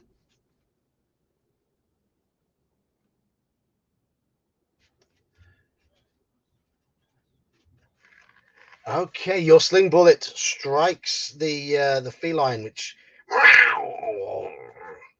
as it's hit with one of its pals has been slain already as well.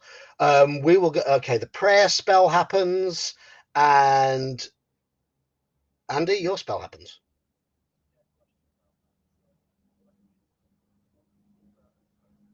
Yes. Yeah. You've got an idea of roughly how strong they are. Yeah.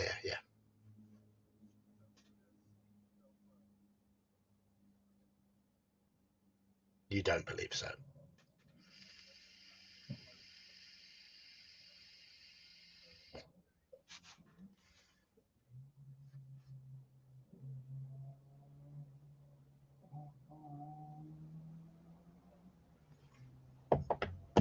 I do have my player's handbook open here, so if you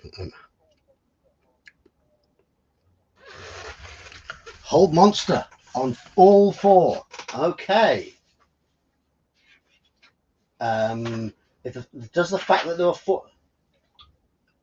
Are there any modifiers to saving throw based on how many?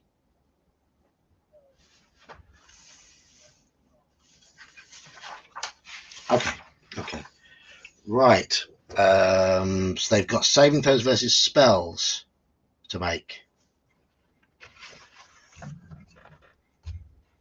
4 of them.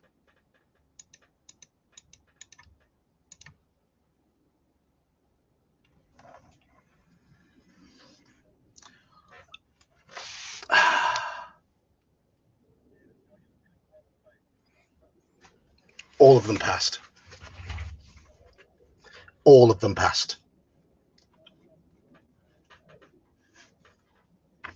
Yeah. It's at this point, I imagine Grenville will probably have heard that these things are a little bit resistant to spells because they're difficult to target.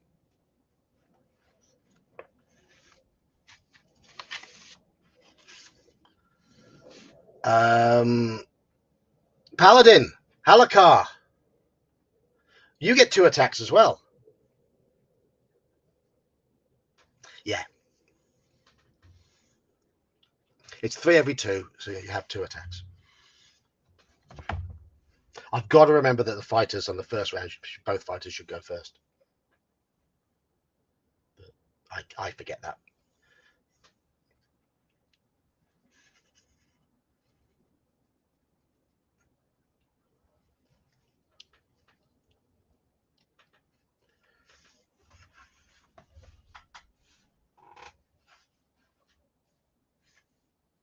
Yeah, if you could double check that, would be great.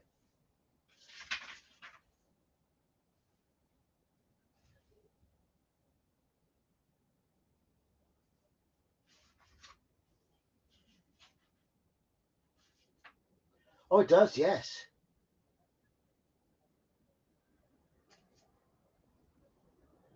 Okay, yeah. So all of them are slowed.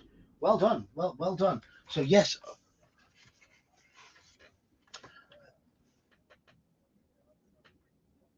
yes. Well remembered. Well remembered, Halakar. So yes, they are all slowed.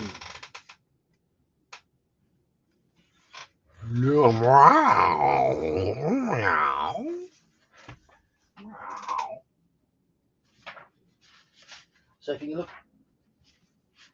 slow,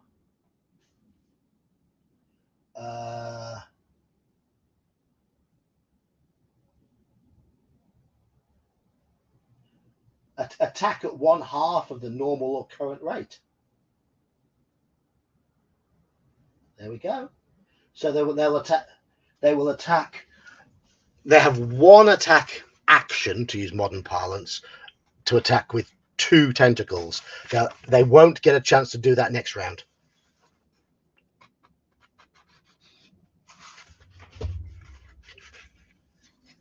Yep.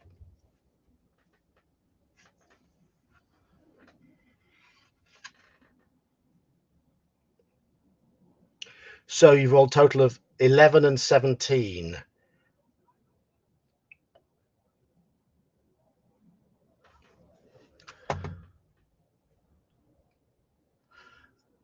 But the dice rolled 8 and let me just check. You rolled 8 and 4. Okay. Yeah. 11 and a 17. Okay. And your character's Thaco, I believe, is 12 or 10? 12. Yeah, but both attacks have hit then. Both attacks have hit. Even with them being slippery. So roll damage. 2d8 plus 6, I believe.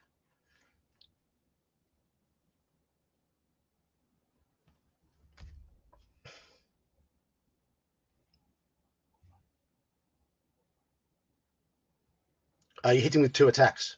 Oh, you got plus two acts, isn't it? So it's 2d8 plus 10. Each of them is a d8 plus 5.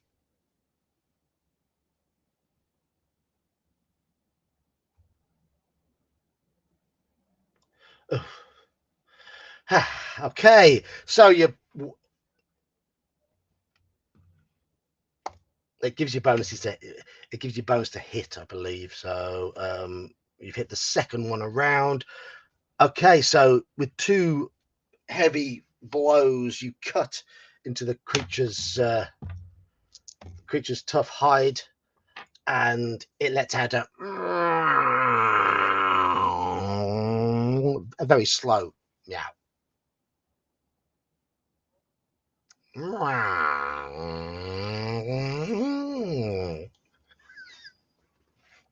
Okay.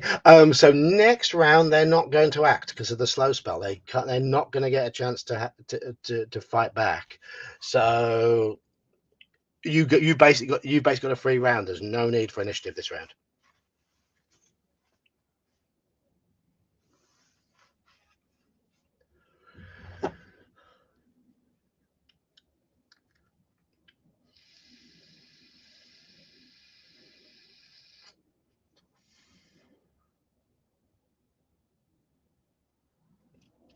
So you've got a free round to act.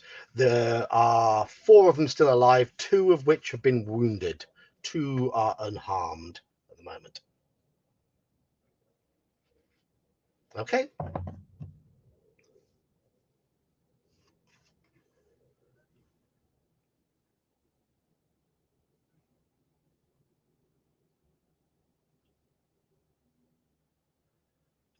Okay, so 10 -2 due to the displacement effect gives you a total of 8.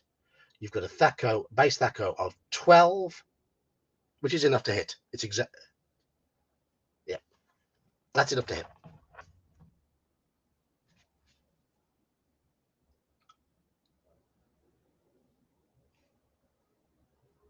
Yeah.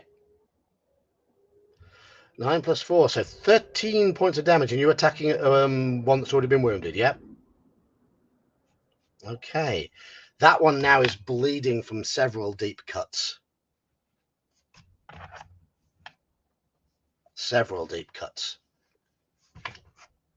Both you and the paladin have hit it, and it's looking like a pretty shitty kitty.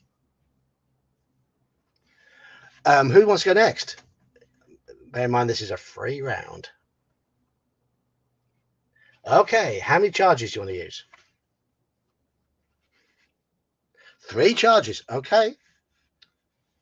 Make it. Sling bullet. Okay. Make your attack rolls.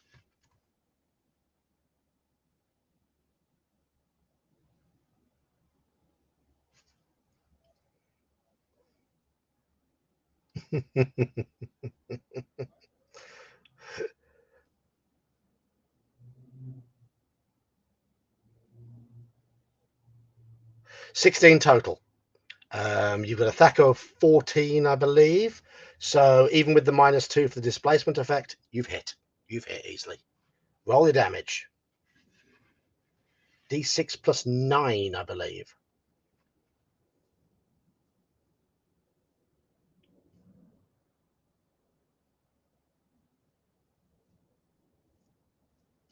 Which one are you attacking?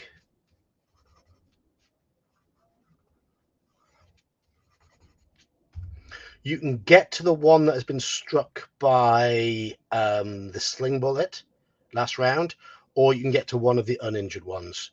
The dwarf and the paladin are blocking the way to the one that's worst wounded. Okay. Okay. So yeah, you discharge multiple charges from your staff, strike the big cat very firmly, and this one lets out a pitiful meow as well.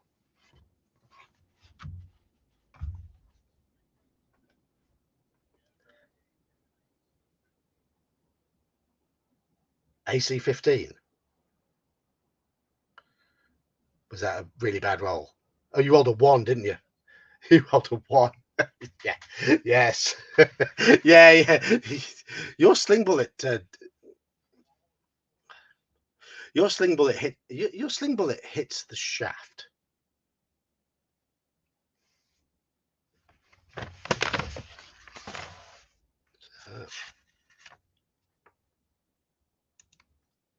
the paladin will hit with that. Yeah, that will hit. That will hit.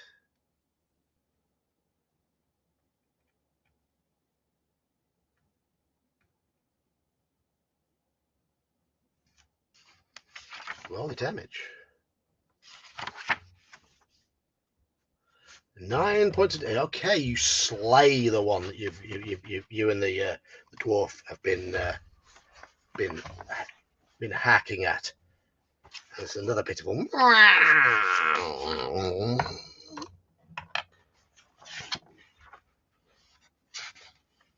Splendid. No, this is a one attack round.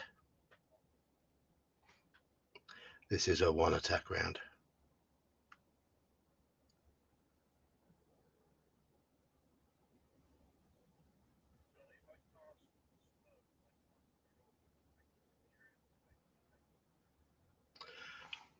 No.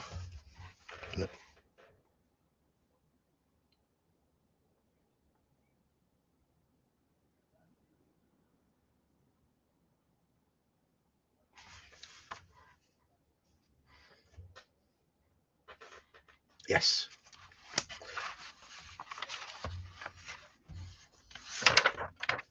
They're all slowed. All of them are slowed. Yeah, all of them are slowed. You're just gonna let them get on with it. Okay. Okay. Yep.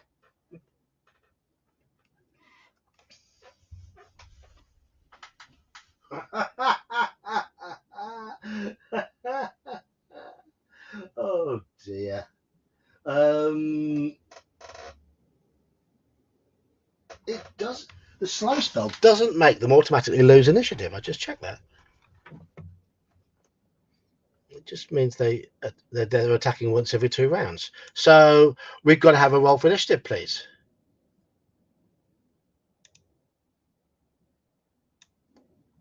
Whoever wants to roll. We all go at the same time. The fighters go first anyway, yes. So the paladin and the dwarf. We go with Deinonychus and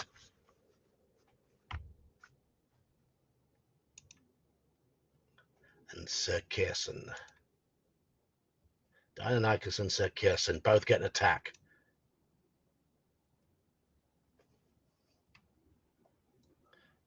Just your first attack, yeah. We'll do it properly now. Just do you've.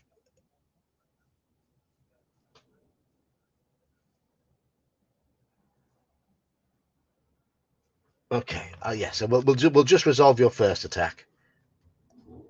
So you basically scratch the nearest one to you.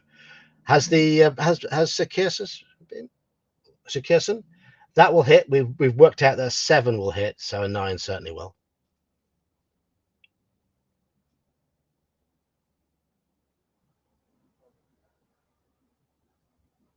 5 damage. Okay. Okay, no worries.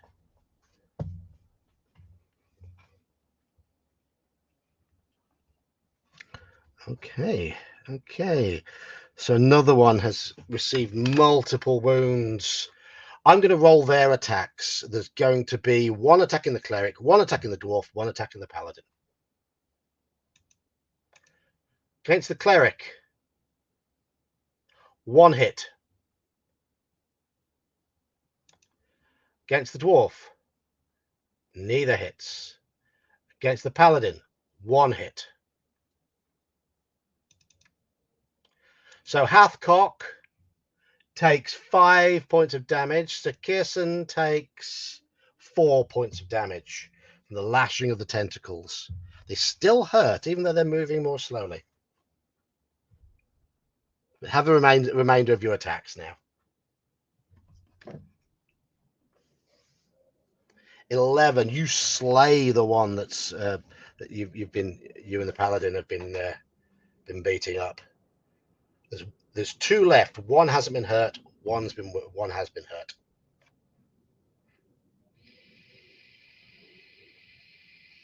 Okay. Yeah, and you've rolled a 4. That won't it. 8 with all the bonuses. Yeah, a roll of 7 was what you needed to hit. Yeah, with the various bonuses and penalties cancelling each other out.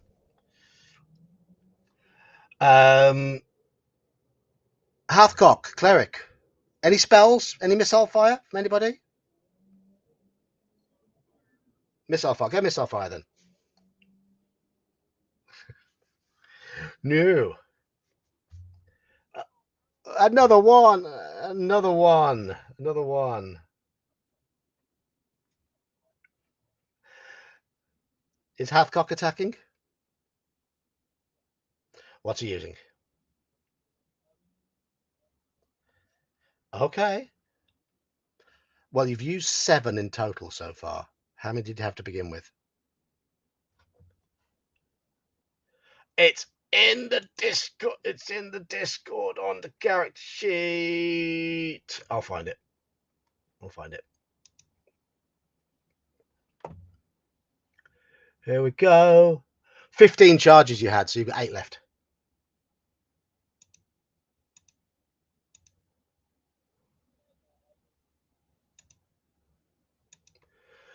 Do you waste them if you don't hit? No. Yeah, they're only expended if you hit, so you're okay. You're okay.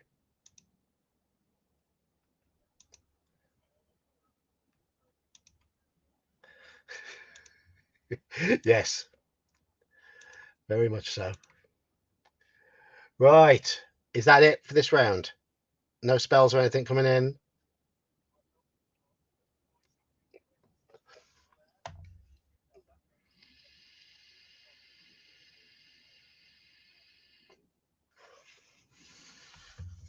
Okay. Okay. Right. Okay. Right. So let's have oh, no, you get a free round again.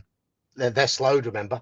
So the next round, yeah, no, next round, you've got free attacks.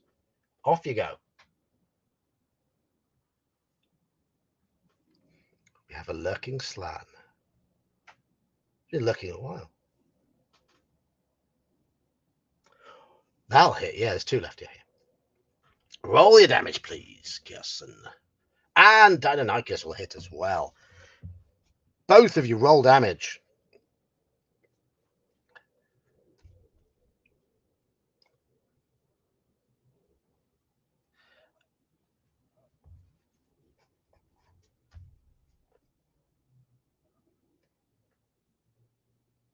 Six. Okay. Yeah, still hacking away. These last 2 look. They are fighting on grimly, but they are very, very much weakened. Do we have missile fire coming in from the thief, and do we have a fighting Hathcock as well?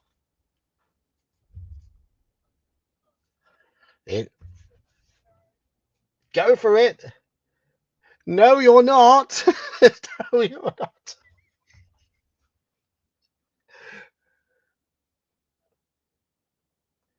Yeah, but a thief's attack table is quite poor. Daniel? Daniel. Okay.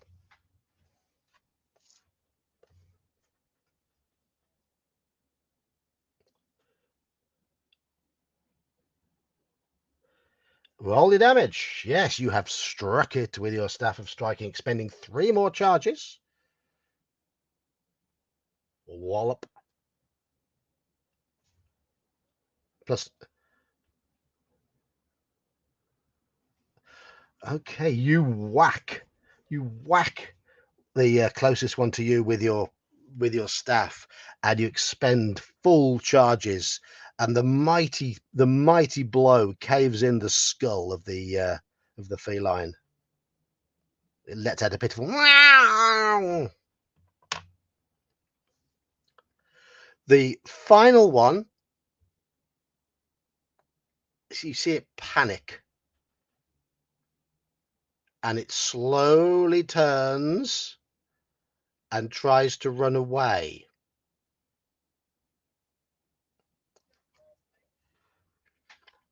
Well, yeah, I mean, yes, it will be coming past you. Yeah. You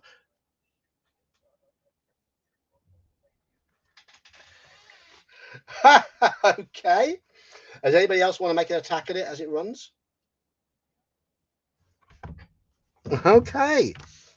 Splendid. Splendid.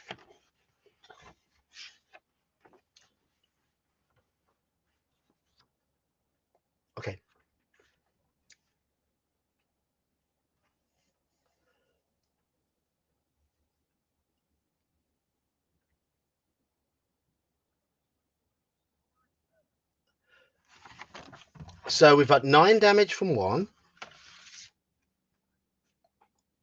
Okay, a sling bullet goes soaring past. Hathcock.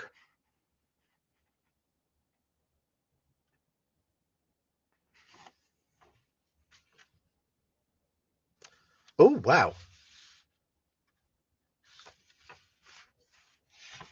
Yep.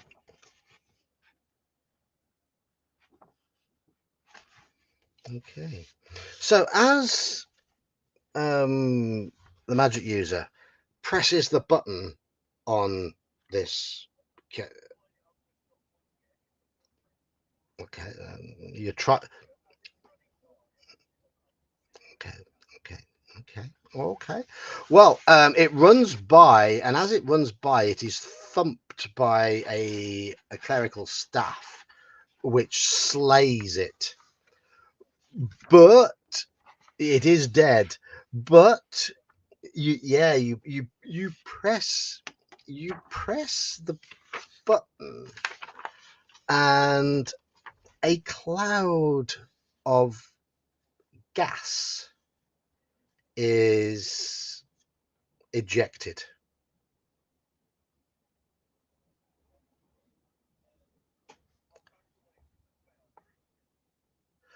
Okay. The cloud sort of billows out a little bit, and I would like both Robin and Hathcock to make saves versus poison, please.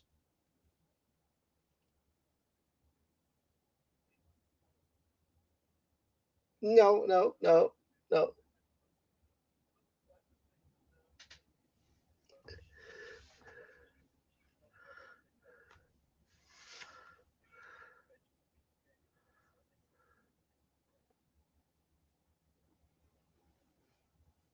Okay. Same time. It's poison. So I should have a character sheet open. I have. Power. Your saving throw is 6 for this. You made it. Okay.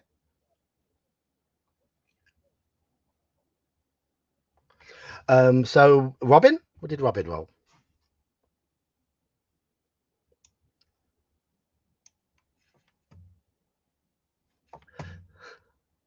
Yeah, yeah. He was caught in the gaseous ejection.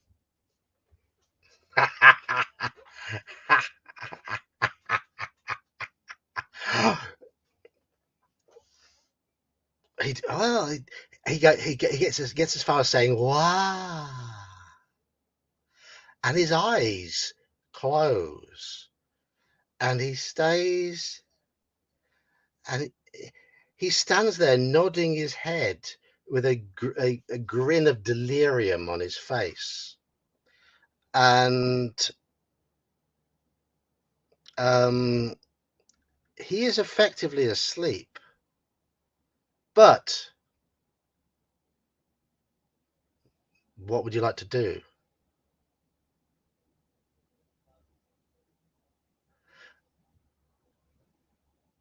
Yeah, yeah, yeah, yeah.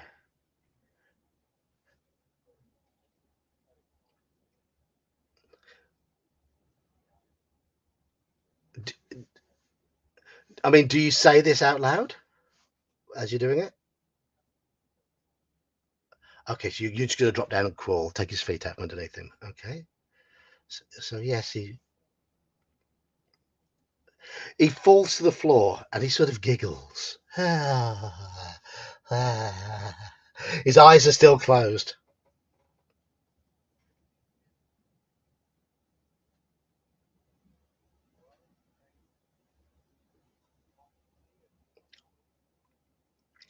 Yeah. And if you suggest dragging him along for a while, you hear him go, "Yes, yes, drag me along. That's a good idea. Yes, yes, I'd like ointment.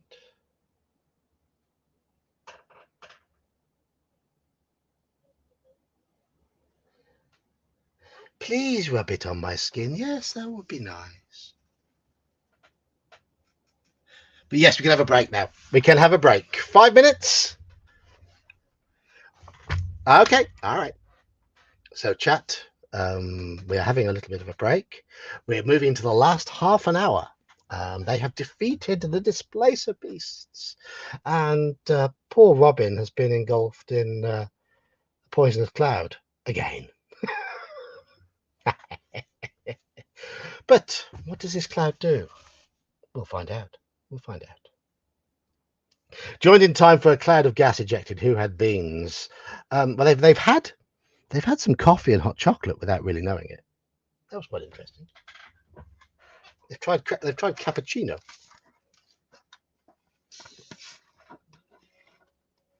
Second one was hot chocolate. Yeah, second one was hot chocolate. So yeah, but there's only a half hour left before it's time to leave and time to say goodbye to this adventure and time for me to write a review then on my feelings about it and be as objective as I can.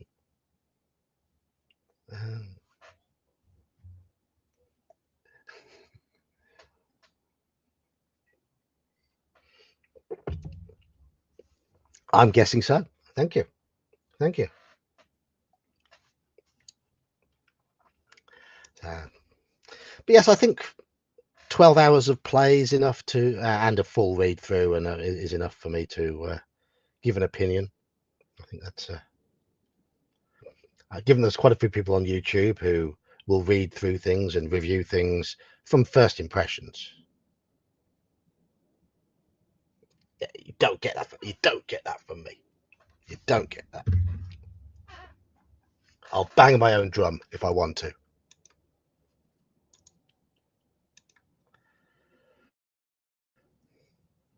Bizarrely, I don't.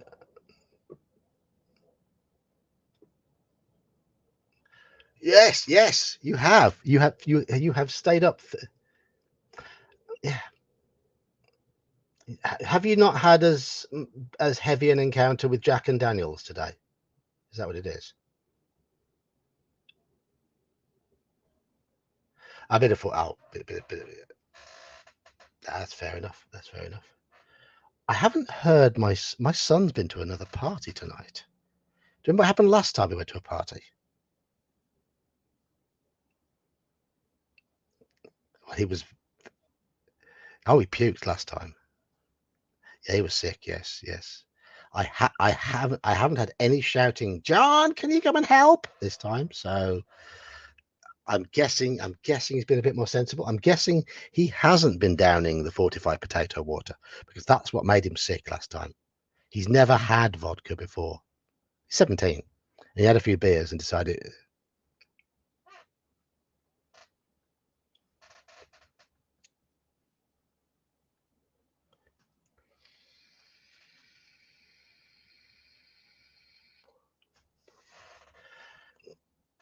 Well, I was asked.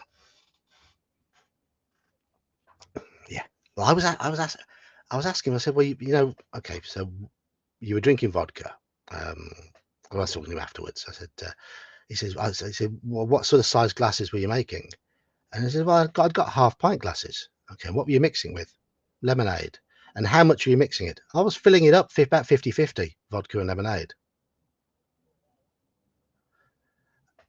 And I was like, you had a few beers beforehand? Yeah. And how many vodka and lemonades did you have?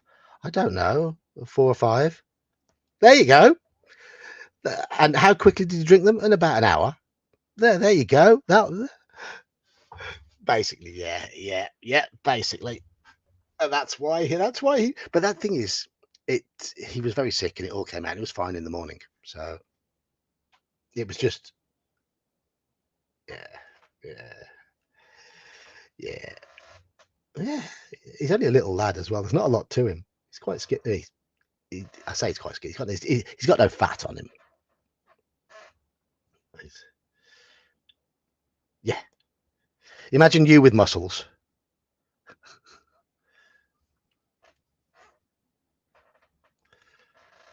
But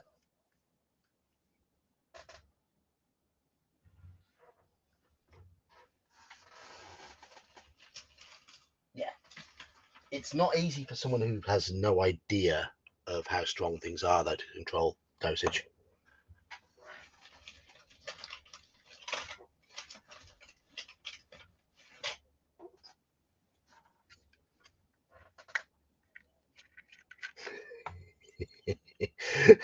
For me, it's how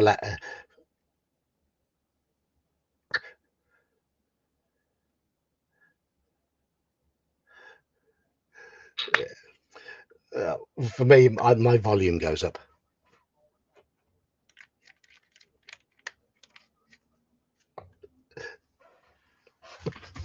No.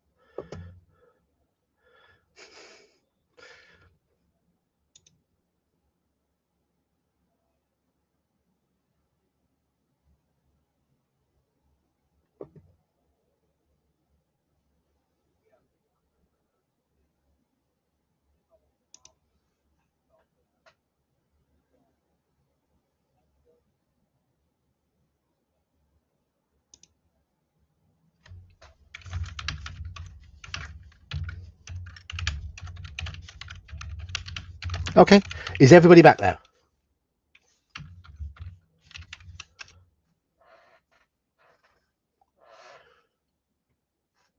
Okay, I've just got your message. Andy just replied to it.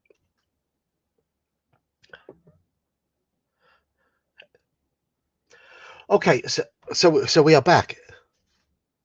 Yes, we'll be. I think Jean's available tomorrow. I'm going to be around tomorrow, so we can have a game tomorrow. The early one.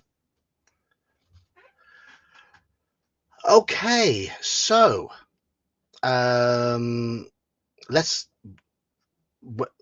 You have just defeated 5 displacer beasts. Your paladin has been quite heavily wounded in the combat, and a blast from the canister has seemingly sent the thief into a bit of a stupor. What would you lot like to do now?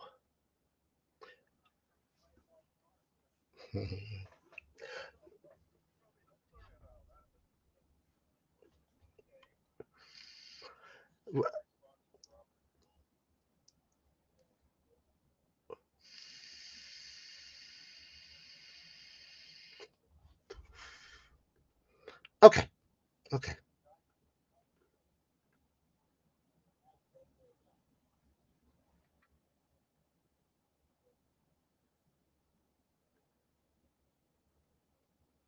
You've gone for a lot of cures today.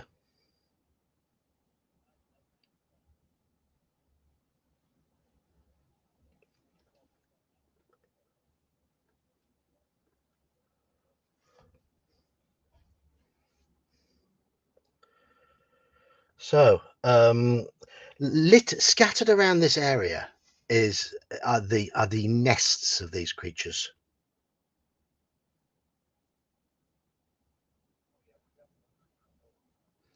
Robin says, "Yeah, yeah, I'll search them for you."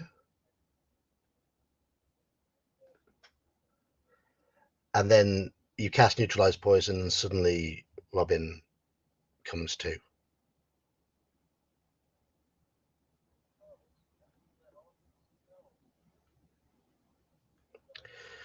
You remember your stupor though, Robin, and while you were in it, you were in a very suggestive state.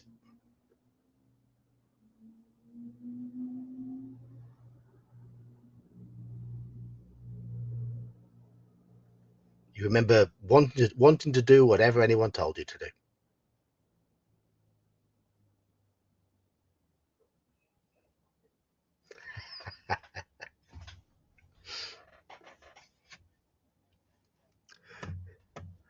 Everything is still there, yes, everything is still there. Okay, so having a dig around, um, amongst bones and feces and all that sort of stuff, you do find another of these slot gem things. Only this one is brown.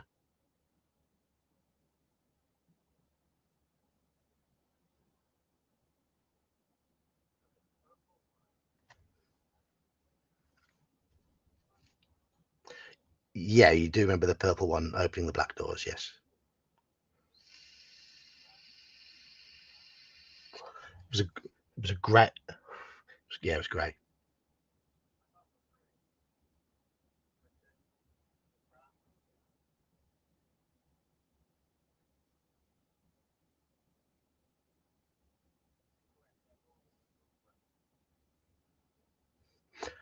Also, while digging around, you do hear a whirring noise, and you are aware of the handles, the ladder handles in this pit moving.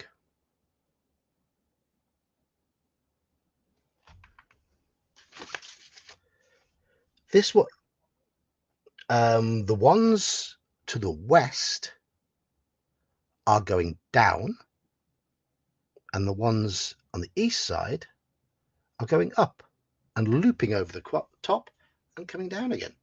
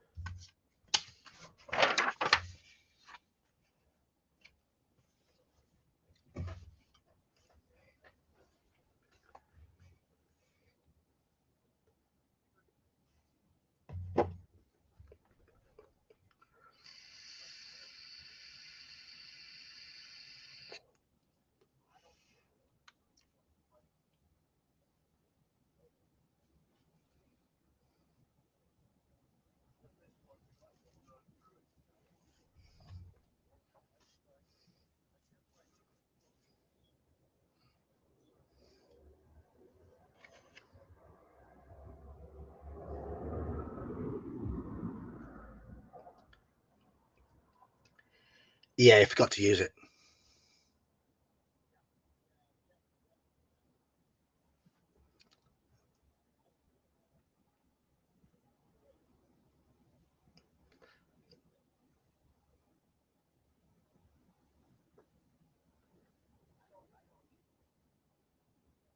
Well, he's given you 17 points of healing from a couple of spells.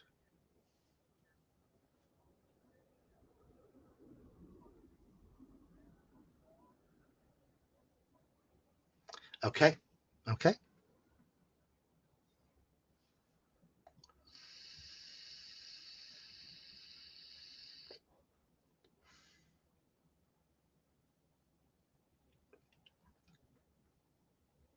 I was no, it was 9. So Kirsten is up to full health again with those with the spells and his own lay on hands. So yeah.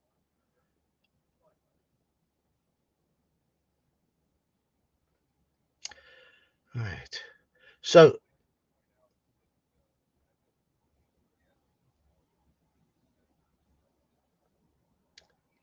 that's been used.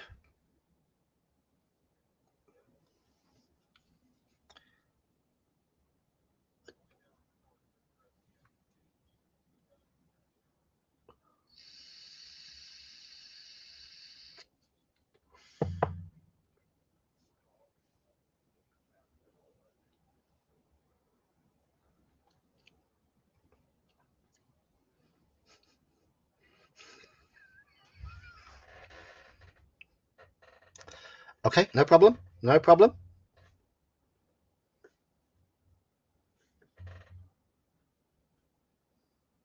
Okay.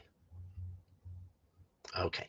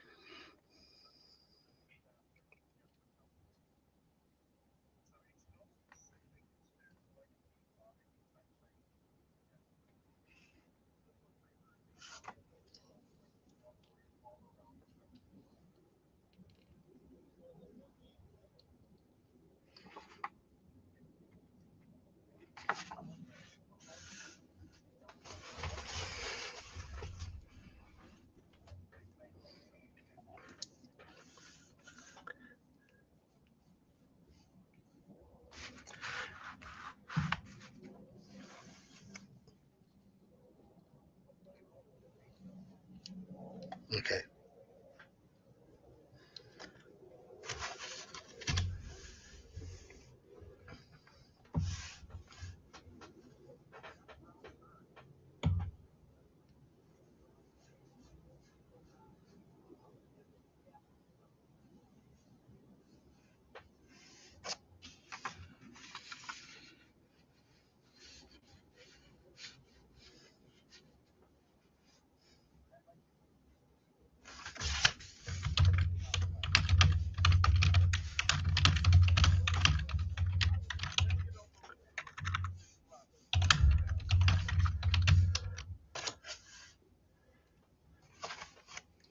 Okay. So,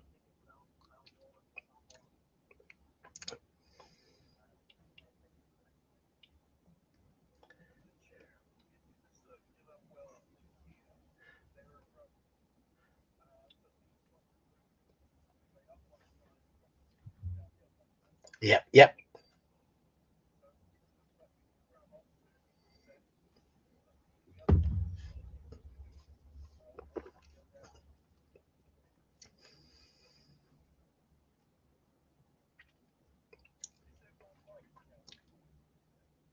There's no light down it whatsoever.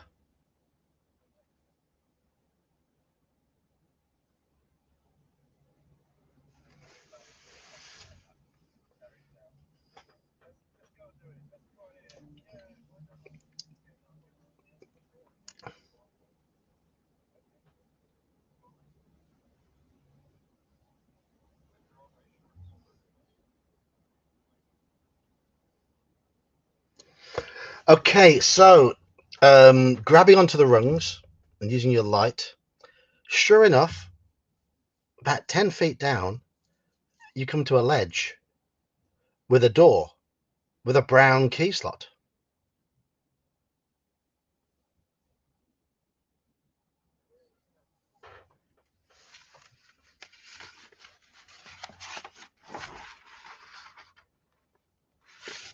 Yep. Yes.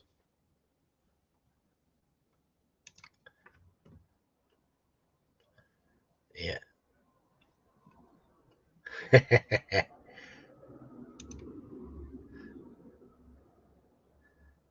Yes, you were.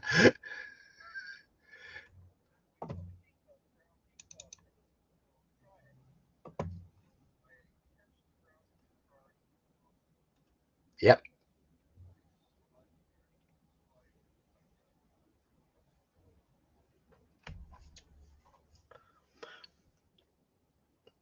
Okay. The slot greedily takes the brown key, pauses for a moment. The key pops back out, and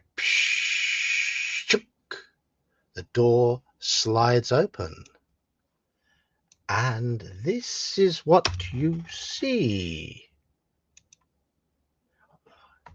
I have put an image in their chat. I will show everybody on YouTube. Image number 17, which is that.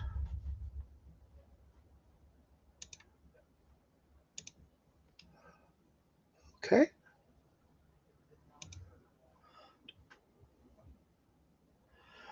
No, this is not lit. Oh no! Oh! I believe it might. I believe it might be. Just bear with me. Just bear with me. No, the map is in white, so I'm assuming it. Mm, mm, mm, mm.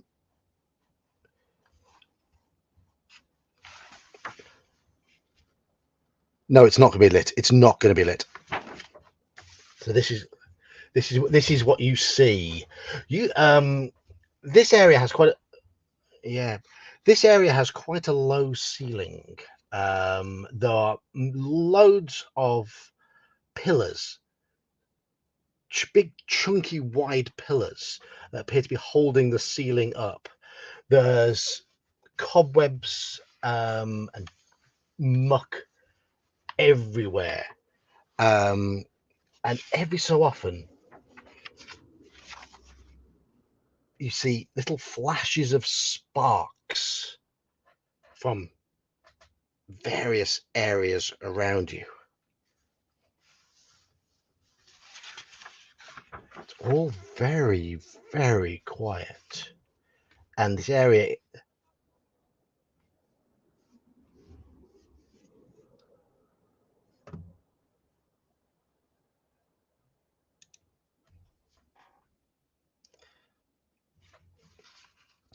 okay, so you you're looking around, and it's very shadowy down here. There's so many of these pillars, and not all of them are circular. There are square chunks of wall. Um, Everything looks like it's possibly holding up the ceiling, though. There are pipes and tubes and all sorts dangling down, and it creates quite an eerie effect with the shadows and the sparking. And thank you, Daniel, for the One Geek membership. Um, yes, thank you. But it all looks deserted.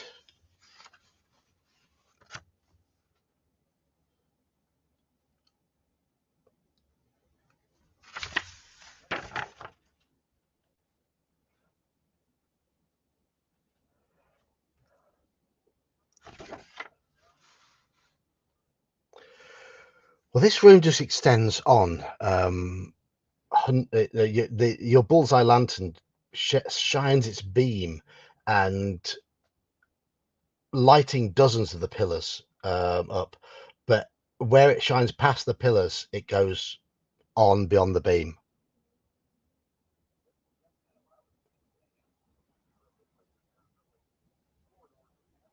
There are none.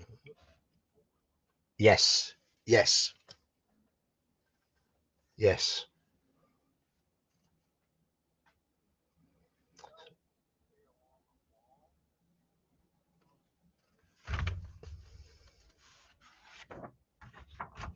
It,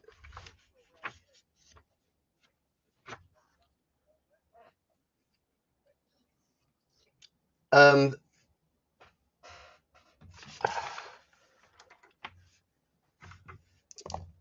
poking around. I mean,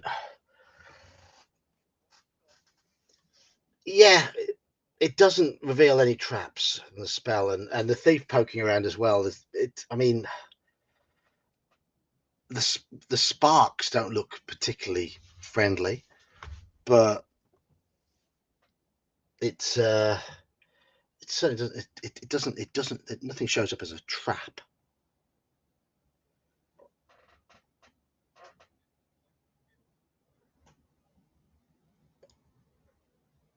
Nothing like that. No, nothing like that.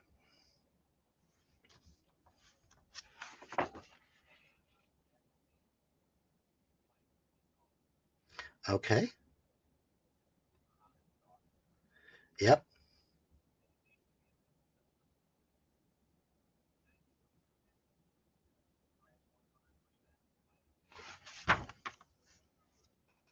Okay.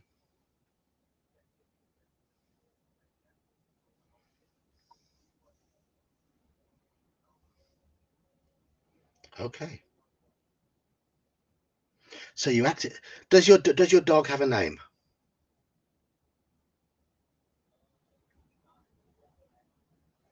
Okay. Okay. So yeah, you activate your Onyx dog, um, and this black hound appears.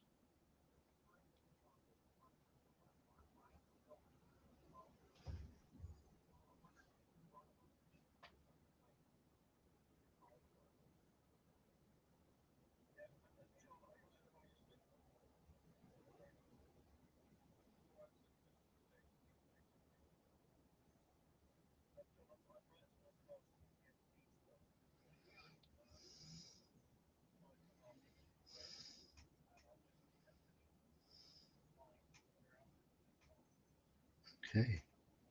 So you're scanning with your ESP, and the dog is sort of sniffing excitedly. Sniff, sniff.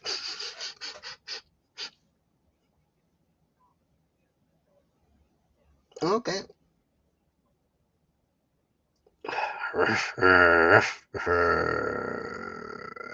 There. And it to the south, it's it's pulling, it's pointing towards the south, and your ESP picks up thoughts to the south, but they're very alien, very alien.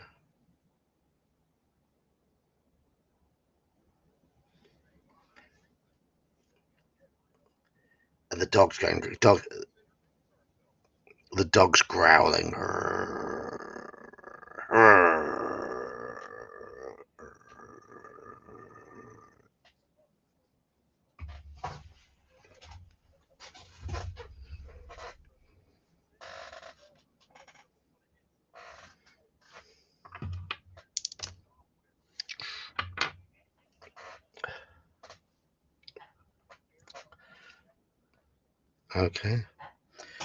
Okay, okay.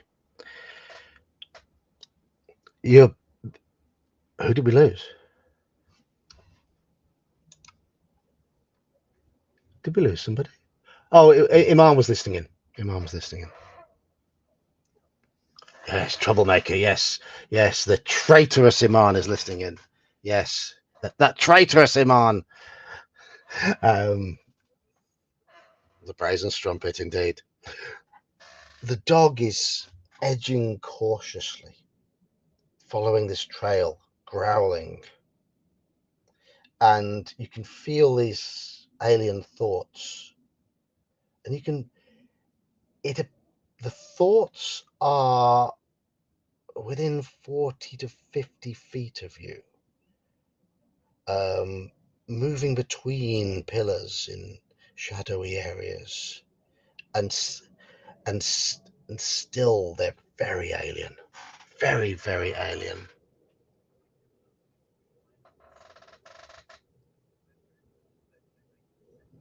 They make no sense to you at all.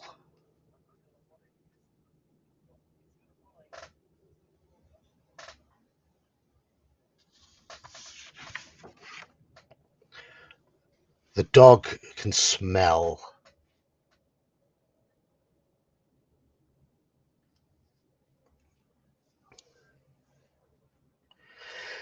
It's the thought's been detected within 40 to 50 feet, but there are a number of walls and pillars just to the south, and it's quite a thick wall just to the south of the chute that you just came down, and it the thoughts appear to be behind the end of that wall.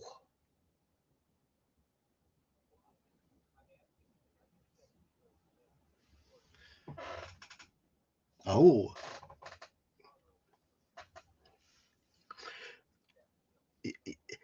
yeah, you have to stop and focus, don't you? Yes. Okay. So if you do that, then yes, there is certainly intense evil.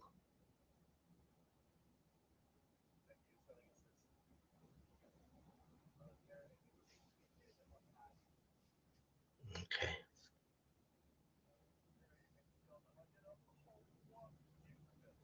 Yes.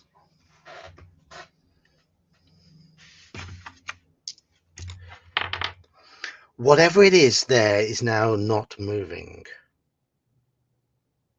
It's the location of the thoughts hasn't moved. It's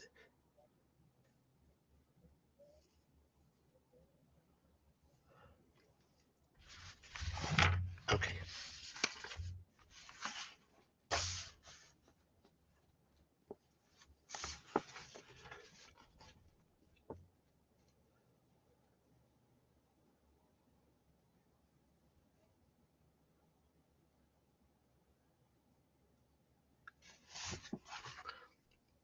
Okay.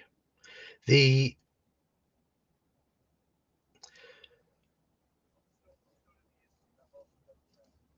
Grenville, yes,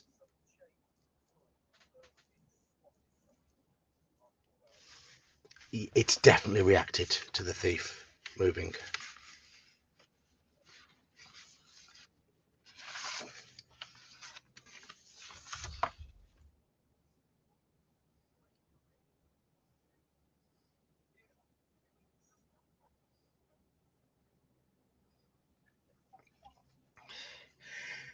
It's now you can now detect the thoughts moving behind a wall that is running up to the right hand side of you.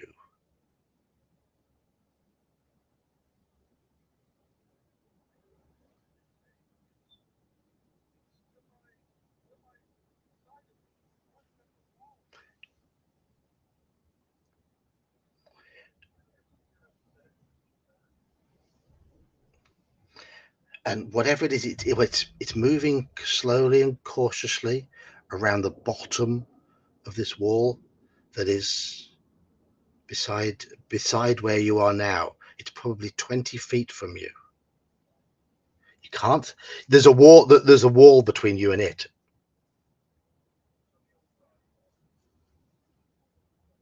No, there is no door.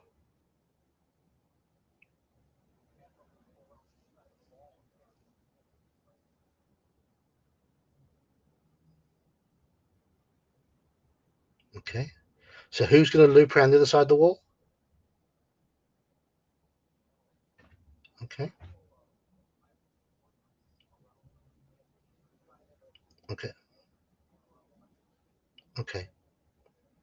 So if the wall is sort of, if you look, it's sort of it's very jaggedy. If you look on the stream at the moment, it's sort of doing zigzag in a generally north south direction, but you're currently on the eastern side of it, and whatever this is on the western side, and it's moving up, and you've been moving down.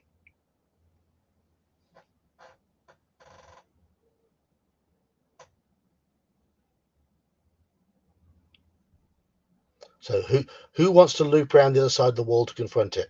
Oh, are you going to go around one group to the north, one to the south, and try and confront it?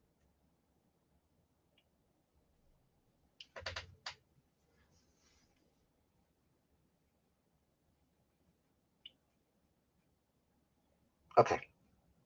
There is a wall between you and it at the moment.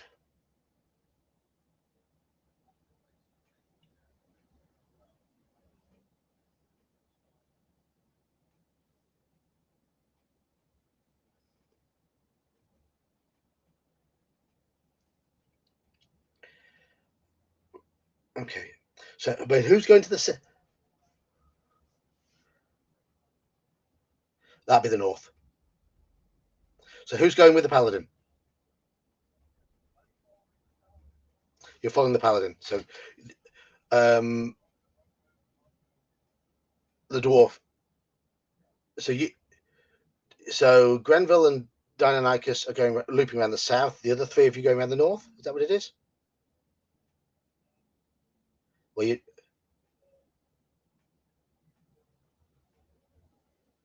Oh, to the south then. Okay. Right.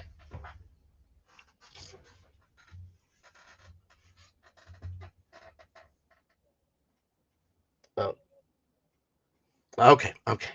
Right. So the first two to loop around are paladin and thief, and thief is carrying the lantern. And as you emerge around the northern tip of the wall, hurrying, you are confronted by a very, very bizarre sight. It is a bulbous brain that appears to be scuttling on four short legs.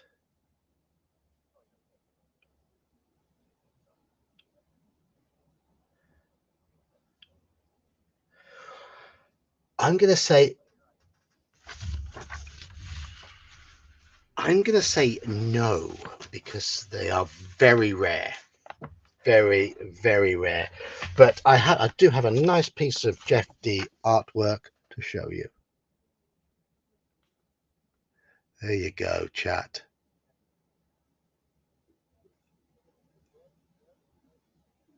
I'm showing it into the channel in on YouTube. So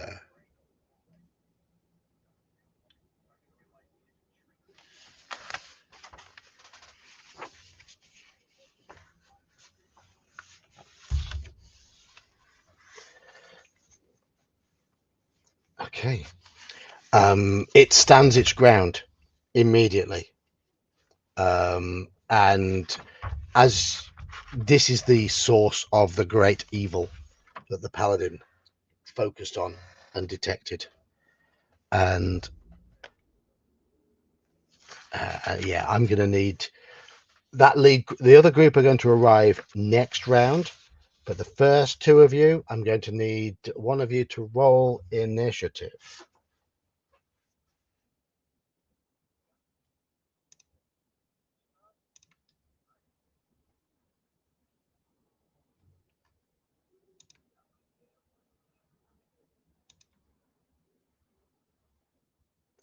I think you've just won initiative. There you go. Off you go.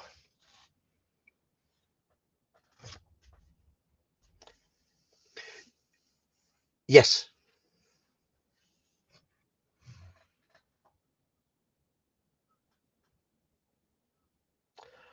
Um, well, the paladin will get to attack, then you'll get to attack, then the creature will get to attack, then the paladin will get to attack again.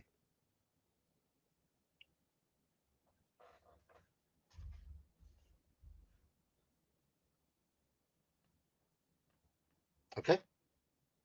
So, but paladin first.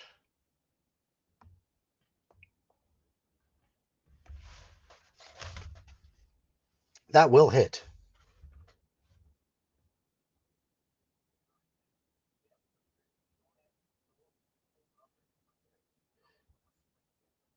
Yep.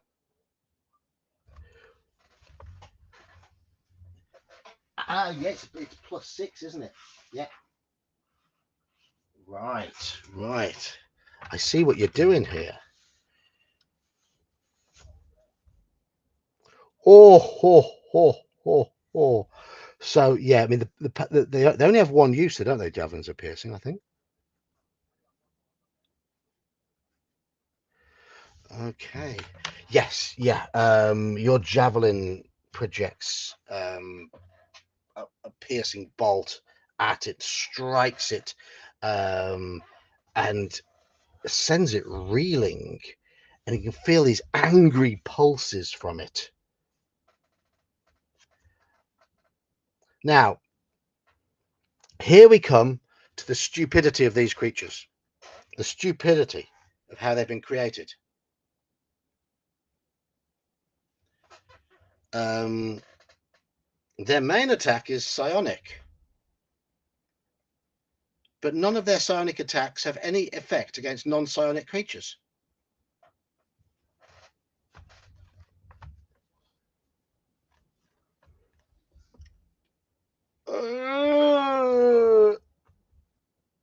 No. Ego whip or id insinuation.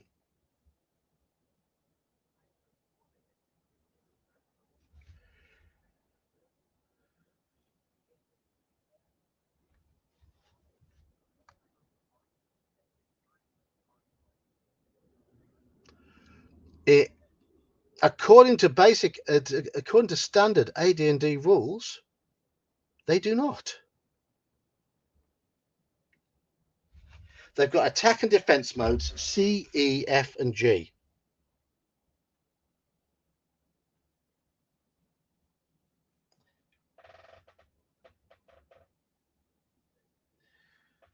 Yeah, I'm guessing so. I'm guessing so, and I'm trying to play this as much by the book as possible.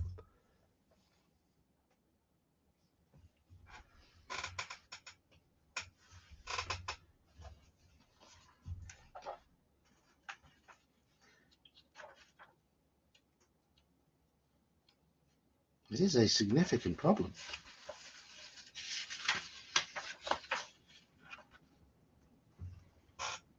So, chat. Yeah, only mind blasts can affect non-psionic creatures, and they don't have mind blasts.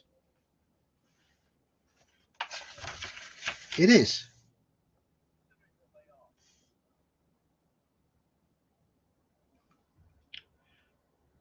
And what's even worse is it says this in the Monster Manual. There's a typo in the Monster Manual. It says they've got attack and defense mode C, E, F, and G, and C and E are psychic crush and ego whip.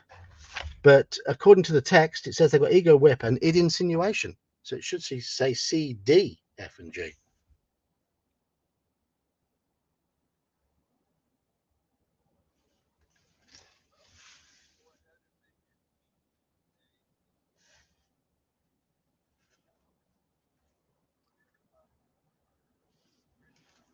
It's the thief's turn. So there we go.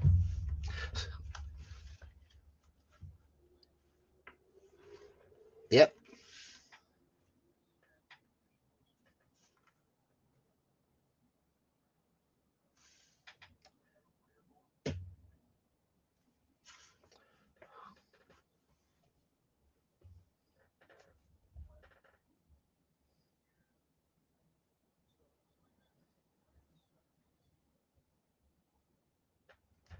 Okay. Yep.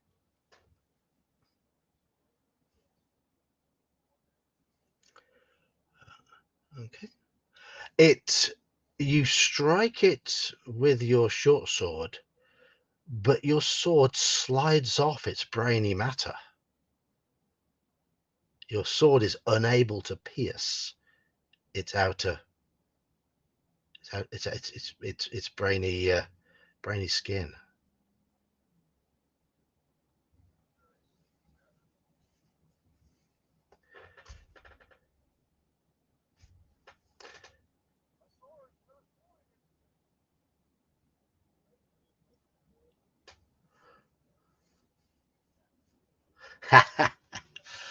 The creature's turn, and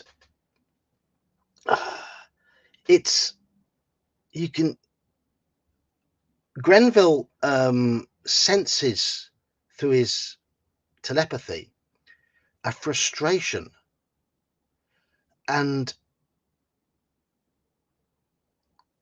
the force of goodness emanating from the paladin drives the creature backwards.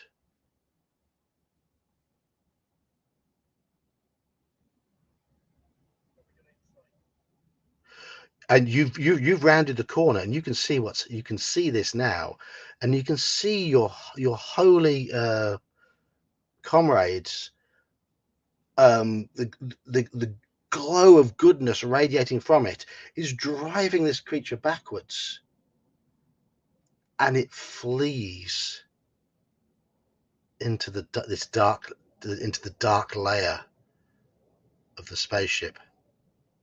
And we are now at 10 past midnight. And as the intellect devourer is driven backwards, because another weakness it has is it is driven away by protection from evil,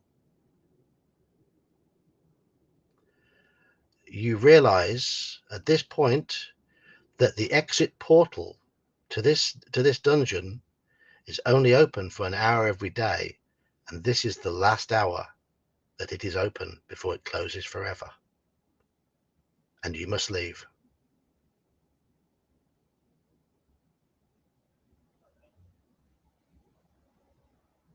So you ride back and head out, and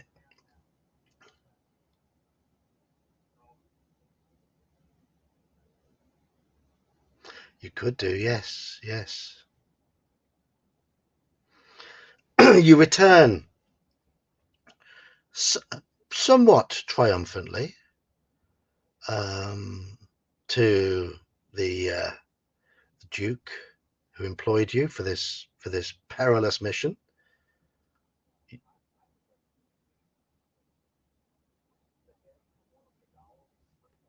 Yep, yep. No, a foon. Yes, bring back a foon. Yeah, I mean that's the problem with psionics slan in AD&D is there was a lot of grey areas not just grey matter in the brain, but grey areas. So you returned, yeah, you returned to the Duke with all your men. You have very little in the way of loot apart from 6 shiny ball bearings, which do arouse interest from dwarves because they're made from a metal that the dwarves do not yet have access to, and thus they have value. The strange devices keep the court wizards entertained and enthused, and you spin a story of strange floating golems, friendly little vegetable men, and an elder brain thing that appeared to be the instigator behind it all, that your heroes drove away. But but but what lay deeper, you may never know. Thank you for playing. They're odd. I'd be lying to say I didn't enjoy that. Um, I enjoyed the approach that you all took. Uh, you To get deeper, you had to go through level 2 because there were no deeper down those pits. There were no working doors.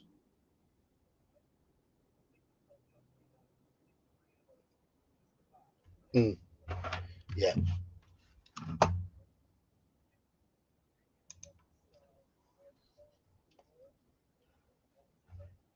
yeah, yeah, yeah.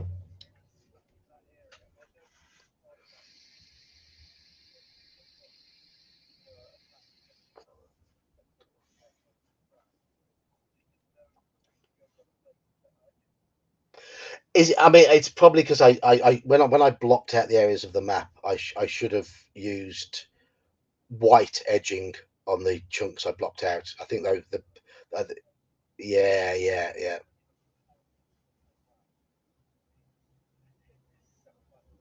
yeah. It's massive. Now, I'm going to tell you now my initial verdict on the adventure is it's very, very imaginative. It's very intelligently put together. It's clearly a labor of love. Um, it's it does feel like a working spaceship, and there's a lot to like about the logic in the way the doors work. You can feel that the tournament approach in that each level there are specific ways to get down from each level. Um, and yeah, mastering the anti-gravity. Those were anti-gravity lifts, and there was one where the anti-grav still worked functionally. There were four on that top level, and there's one where the anti-grav worked perfectly, and you could then ride the anti-grav up and down safely. Um, but the way down from level two is through a hole in the floor to take you down to level three, and then there are these great slides down to lower levels, and there's a lot in there, but there's very little description. It's it is frustrating from my point of view that there's so much empty space because of course the players are going to want to dig around all the empty rooms unless the DM drops obvious hints that there's a lot of empty rooms are just full of junk. But then they are supposed to search through the lounges and places like that to find possible loot and key cards and things like that. Yeah.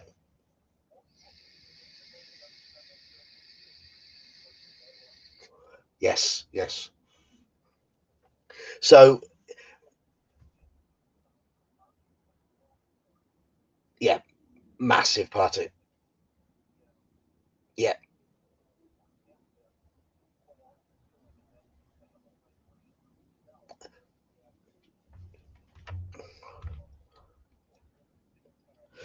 but the rate of progress with so many players would be so slow because it's they'll be digging around things that are unknown. There were two tribes of veggie pygmies on that top level. One weren't aggressive, one was. You did you you didn't meet the northern tribe. Um, um, they were aggressive. You met the ones that weren't initially aggressive. Um, yeah, some of the rooms behind key doors were infected with radiation, which you're quite lucky you didn't encounter. Um, Fiddling with devices, you always had a chance of damaging each other, and wasting charges on the devices. The devices do have charges. There are little power packs in them. So every time you waste a charge, it drains a bit of the power pack. But the power packs, there's somewhere in there where you can recharge the power packs. Um, it's as a task for a DM to run it. It's one of the most difficult modules I've ever encountered. Yeah, yeah, yeah, and it's bloody difficult to try and keep the descriptions going and keep them going when there's so much empty space. So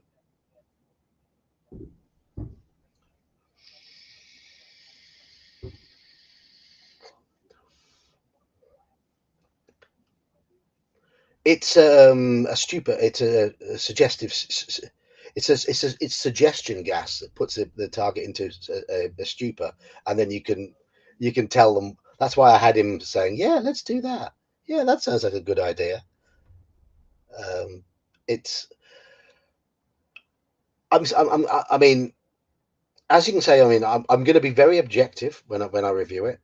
I don't believe it's the classic that some people make it out to be, but I can see why people do like it. It was very, very different. It was very imaginative.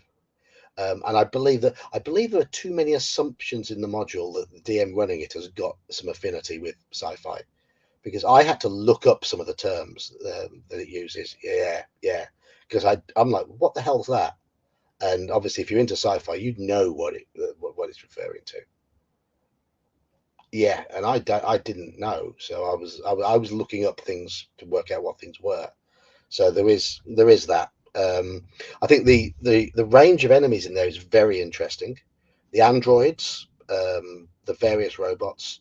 Obviously, you were slowed down a lot at the start because every time you damaged something, you would summon a police robot, and they were hard. I wasn't put. I wasn't. There's. I wasn't having them use all their blasters straight away, but they escalated. Yes, yes. And there was one room in there where you could have just walked in and found 1d6 of them on that top level.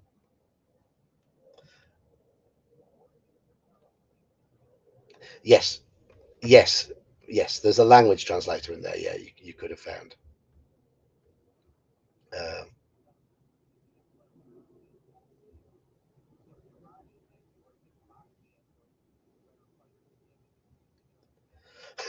yeah, yes, yes.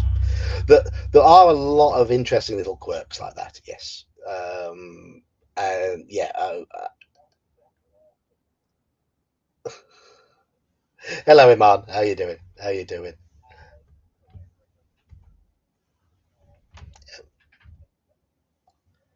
And I mean, I like the fact they've put an intellective error in there, even though they are bugged in AD&D rules. They are bugged. They need to have a psionic blast ability. But as by the monster manual, the only attack they've got that can affect non-psionics is their 4 claw attacks. That doesn't make them particularly deadly, apart from the fact they can only be harmed by +3 or better weapons. Hence, the short sword +2 couldn't harm it. Um, there are things to drive them away. Bright light, a light spell, protection from evil, that sort of thing will drive them away.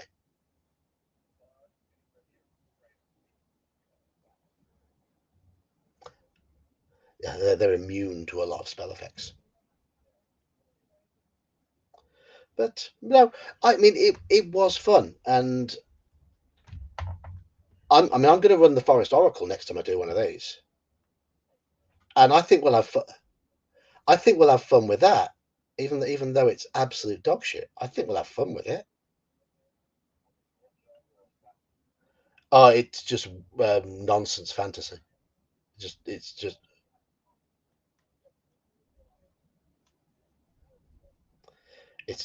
it.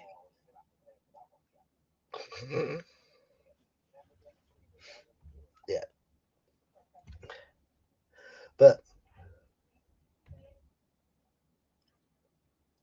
yeah, Slan's right here. Well, there's only one way into the dungeon, but there's so many ways to move around it. It's hard to predict where the players will go. Yes, that is true. That is true.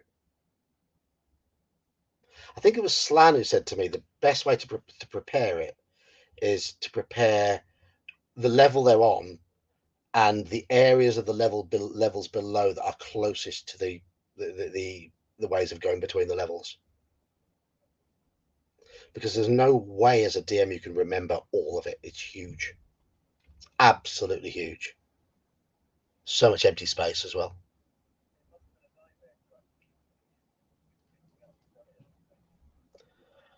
Oh God, yeah,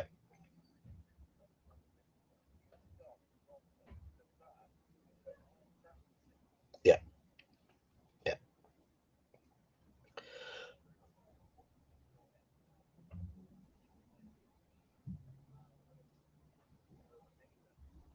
yeah. And if you think about it, I mean, the main booklet is 32 pages, but about a dozen of those are detailing what the robots can do, what all the items do. There's only about 15 to 18 pages that actually fully detail all the 5 levels in the spaceship. That's why there's so much empty space. I mean, I don't. Has anyone ever counted how many rooms are on that first level? There must be 150. Yeah, 100, 150, something like that. Something like that.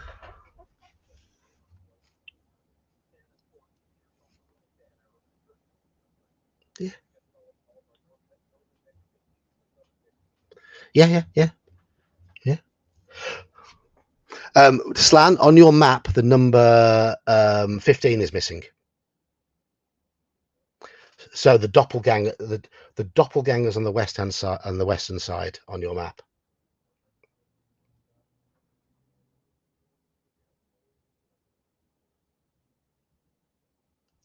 All right, all right. Yeah, should do, should do. But that was an. It's massive. That that's another potential. Yeah, but that's the another particularly interesting encounter on that top level where there are a pack of 9 doppelgangers.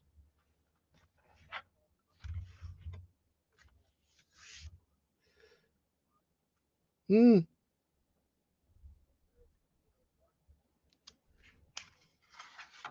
Yeah, I didn't prepare the fourth level because there was no chance you'd ever get there. But that's got some really really weird stuff in it. I've read through it, but I didn't actually fully prepare it.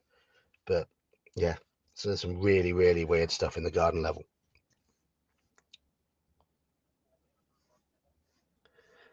Umber hulks, baboonoids, whatever they might be. Oh, marvelous. Um, Sham.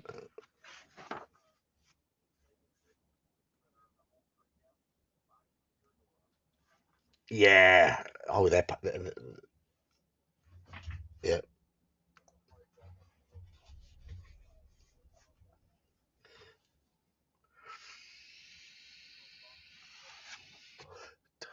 Right. Anyway, I'm going to close the stream now. So thank you, people who are still in the stream. There was a lot more role playing going on because we had 5 players tonight, and there was a lot of interaction between the players, coming up with silly ideas. So I was a little more quiet tonight when I was DMing, simply because I was listening to them. So maybe the stream itself hasn't been as interesting as the earlier sessions, but doesn't matter. The players were getting into it, which is the whole point. So I'm going to close the stream, but I'm going to remain on Discord for a little bit. So we've got about 8 or 9 people in the Discord chat channel, and I'll stay there. But the stream is closing. Thank you, chat, for playing along. I will run the. I will run when I run the Forest Oracle. I will probably do it as a live game with the players visible on the stream. So it's up to you whether you want to join in on that. But it won't be for a while yet. I'm going to go back to choose your own adventures for a little while first. Yeah, yeah. So I'm going to do some. Um, After Clericon, I'll probably prepare Forest Oracle and run that on Fridays. But we've got 2 months till Clericon, and my Friday evenings are going to be spent putting the finishing touches on my Cthulhu scenario that I'm running at Clericon. But that'll be I'll do a couple of hours each week on that, and then I'll do the choose your own adventure afterwards. Yes, well, actually, shall we play Alone Against the Frost? I think we shall. Let's do Alone Against the Frost next week. Right.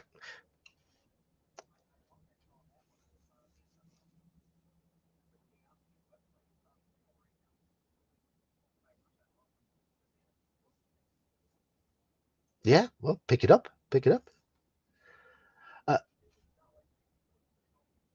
No. Oh, right. Anyway, I'm gonna end the stream. So if you're in Discord, hang around. If not, see ya. And I will be streaming next Wednesday. I took this Wednesday off because I was just there. I wasn't in the right. I was tired. I was grumpy, and I wasn't in the mood for just chatting because I'd had customers all day talking at me, and I was in no mood for small talk. So it was one of those days. Yeah. Well, so I'll stream again next Wednesday, but until then, see ya. So who's just disappeared?